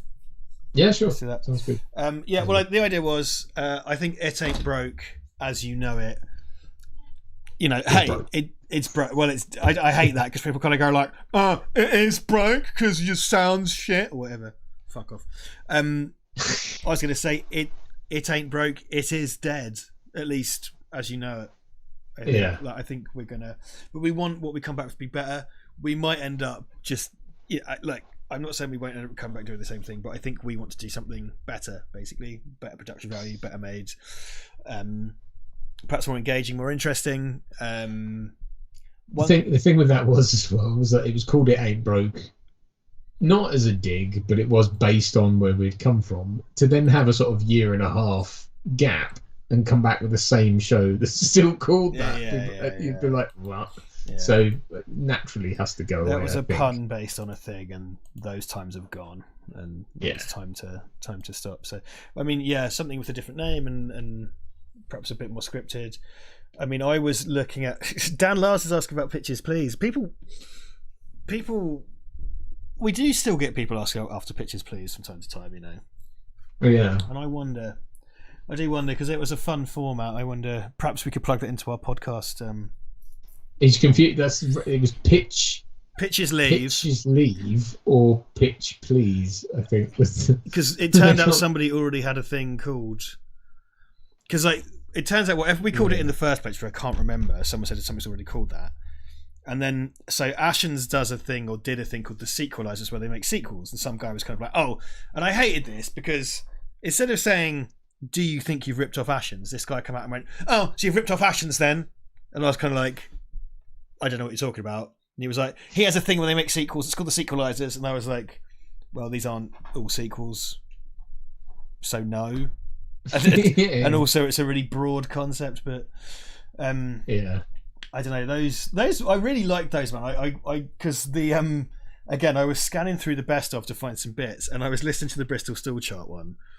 And I was just like, and the troping mechanism as well. I think they were fun. Oh yeah. Because I think we had some solid ideas when we started the channel, but you know, not everything's going to stick all the time, is it? You know. No, and that's fine. And you have to reinvent. I mean, that's the whole point of YouTube. Actually, is that it is a, you know, you. I don't, as a platform, I think it's like, yes, you have to find your niche, but you also have to then evolve. You can't just be one thing. You've got to over deliver, and you've got to be more than just what your niche is. So no, I think this is a perfect opportunity for all that. I really do, and I hope that we can sort of, you know, we've always needed to straddle that line of encouraging new subscribers, because frankly, you know, the subscriber base hasn't grown much in the last year. It's slowed down. We had a huge uptick in summer because of Tristano, right? But I think we've had a period of stagnation over Christmas. Where for every 10 we gain, we lose 10, and it's only taken a push this week. But I always forget that Christmas is like that. Like the January months, for some reason, when everyone's in the cold, things do dip, and then when everything's hot and you should be outside, things take a push up again in summer, and I don't know why that is. It seems counterintuitive. So yeah, it was a very like watching the analytics over Christmas was really fucking depressing, actually, because it's just watching people go, and then people will come back to fill their place, which is great, but it's just that kind of, you know, spinning your wheels in the dirt type feeling. But you know, the people that do watch, and all you at home watching right now, you really, really engage, and you really, really talk to us, and we really interact and everything. So, you know, I think a lot of people would be quite jealous of.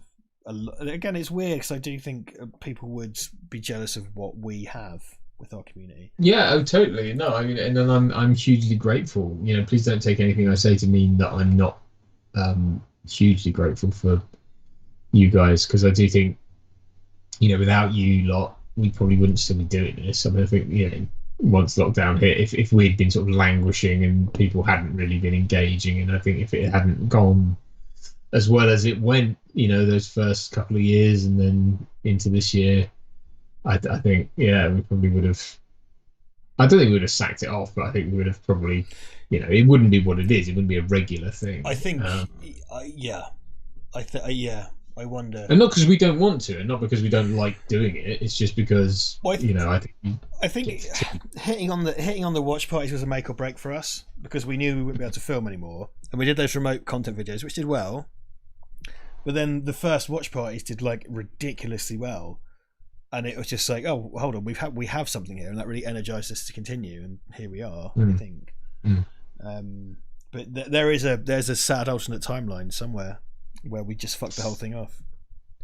I've thought about it, man. I've thought about fucking this off a bunch of times. I'll be completely honest with you, particularly when we started out, because sadly we started out in a really dark place because something really awful had happened, and you know, there were times quite early on where it's just kind of like, why? What?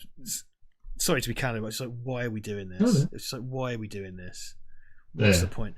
Like, you know, because I never thought we were going to get 1 million subscribers overnight or whatever, of course, but it was just like, why are we doing this? And I've had a few dark moments where it's kind of like, what's the point? But then, you know, when I come on stream and when I'm actually doing this, I'm kind of like, yeah, actually, this is fucking awesome. It's really cool. Like, and that's you know, that's always what I've exactly. I mean, you and I have much more fun doing it this way around. You know, the money comes and goes. That's not the point, you know, and even though it is better than before, but you know, it's not.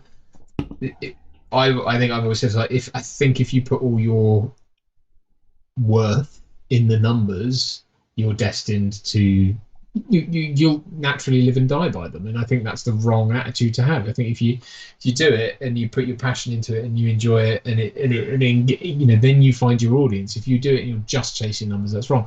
But you also have to have that thing of it needs to grow. We have to expand it and grow it some way, because the idea is to make it work for as many people as possible. So, you know, that's still the plan. But you know, I don't believe you have to.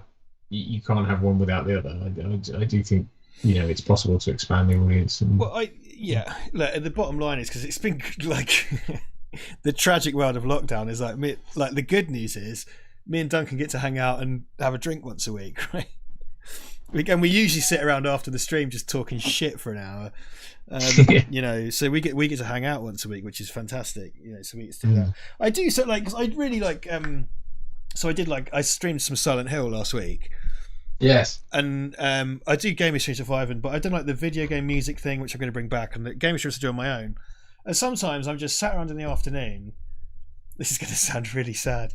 I sat around in the afternoon and I go to myself, I could do a stream tonight. Wouldn't it be really good just to see everyone and say hi and have a chat and like do whatever? So like last week when I did Silent Hill, I thought about it for a bit and I was like, yeah, I could do Silent Hill. And then like, I know like you're not going to get huge numbers, but I'll get like a few people in. And it'd be like, I'm really looking forward to seeing you all and like having a chat and hanging out and, you know, like doing the jokes and stuff. All the memes, the Val Verde nano memes. I think I did it once. My wife was out for the night, or she was working late or something, and I was cooking dinner, and I was just like, "Fuck it!" And I just put it live on YouTube, and I thought, I wonder how many people are going to actually. And loads of people were just like, "Hey!" and I ended up chatting. I was on there for like a couple of hours to chat. It's so nice, amazing, right, dude? How many other people can just like go to the YouTube, fire up a thing, and a bunch of people you know by name will turn up and just ask how you're doing, and you can speak to them and you can hang out, and it's amazing. It's so nice. Like, we're really lucky. We're very blessed in that area, and that's why, you know, when someone says, "Oh, you've only got X number of subscribers," in lots of ways I don't care. I care in that I want this to be a success for everyone, but I don't care in that like what it means to me personally, because and what it means to us, because I just don't think that we gain any. If we had 1 million subscribers, I genuinely don't think the experience would be easier, because I guess we'd make more money and therefore be able to afford better production values. But I don't think that at the heart of it, at the core of it, I don't think we'd have a better or worse experience. I think it would be. I think it would be the same. I see those channels, man. Like you see their chats. It's like, yeah. I look at our chat and I see all the names I know right there.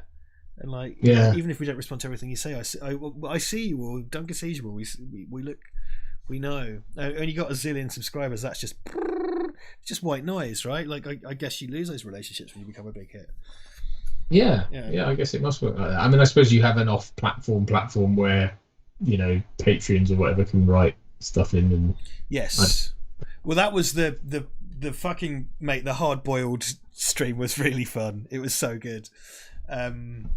because that was a certain number of the Patreon people and everything. So yeah, that's true. I suppose like if you do become a zillion subscriber channel, you can. I guess then you only have 1 billion people on Facebook on Patreon.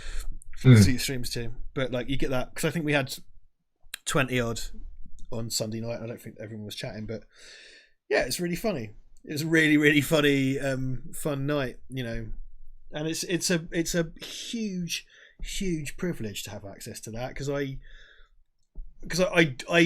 I think about streaming more than I stream because I don't want to flood the channel too much, and sometimes life gets in the way. Sometimes I just have a shit day and I'm too tired and like it's emotionally exhausting when I've had a really shit day and I just want to come on stream, but I just can't do it because I'm so inwardly tired. you know what that's like. You've got a fucking baby, you know what that's like. Yeah.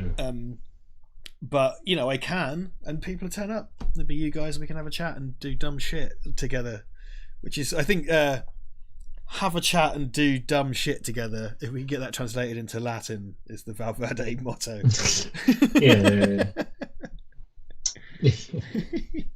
Well, I haven't looked at the time. Yeah, we've gone 5 minutes over what I said. So should we wrap things up? Let's do that. Let's do that. Well, look, guys. Yeah. We bloody love you, and I bloody love you, Duncan. I bloody love you too, Richard, and I bloody love everyone in the chat. You guys are amazing. You really are, and we thank you so much. Yeah. So we'll be back next week as usual. Patrons, we have some stuff coming up for you, of course, as usual. So stay in touch. Let us know what you're thinking, what's going on. I'm going to smash cut to credits shortly, and we will see you at the minimum of next week. All right, here it comes. Adios. Bye.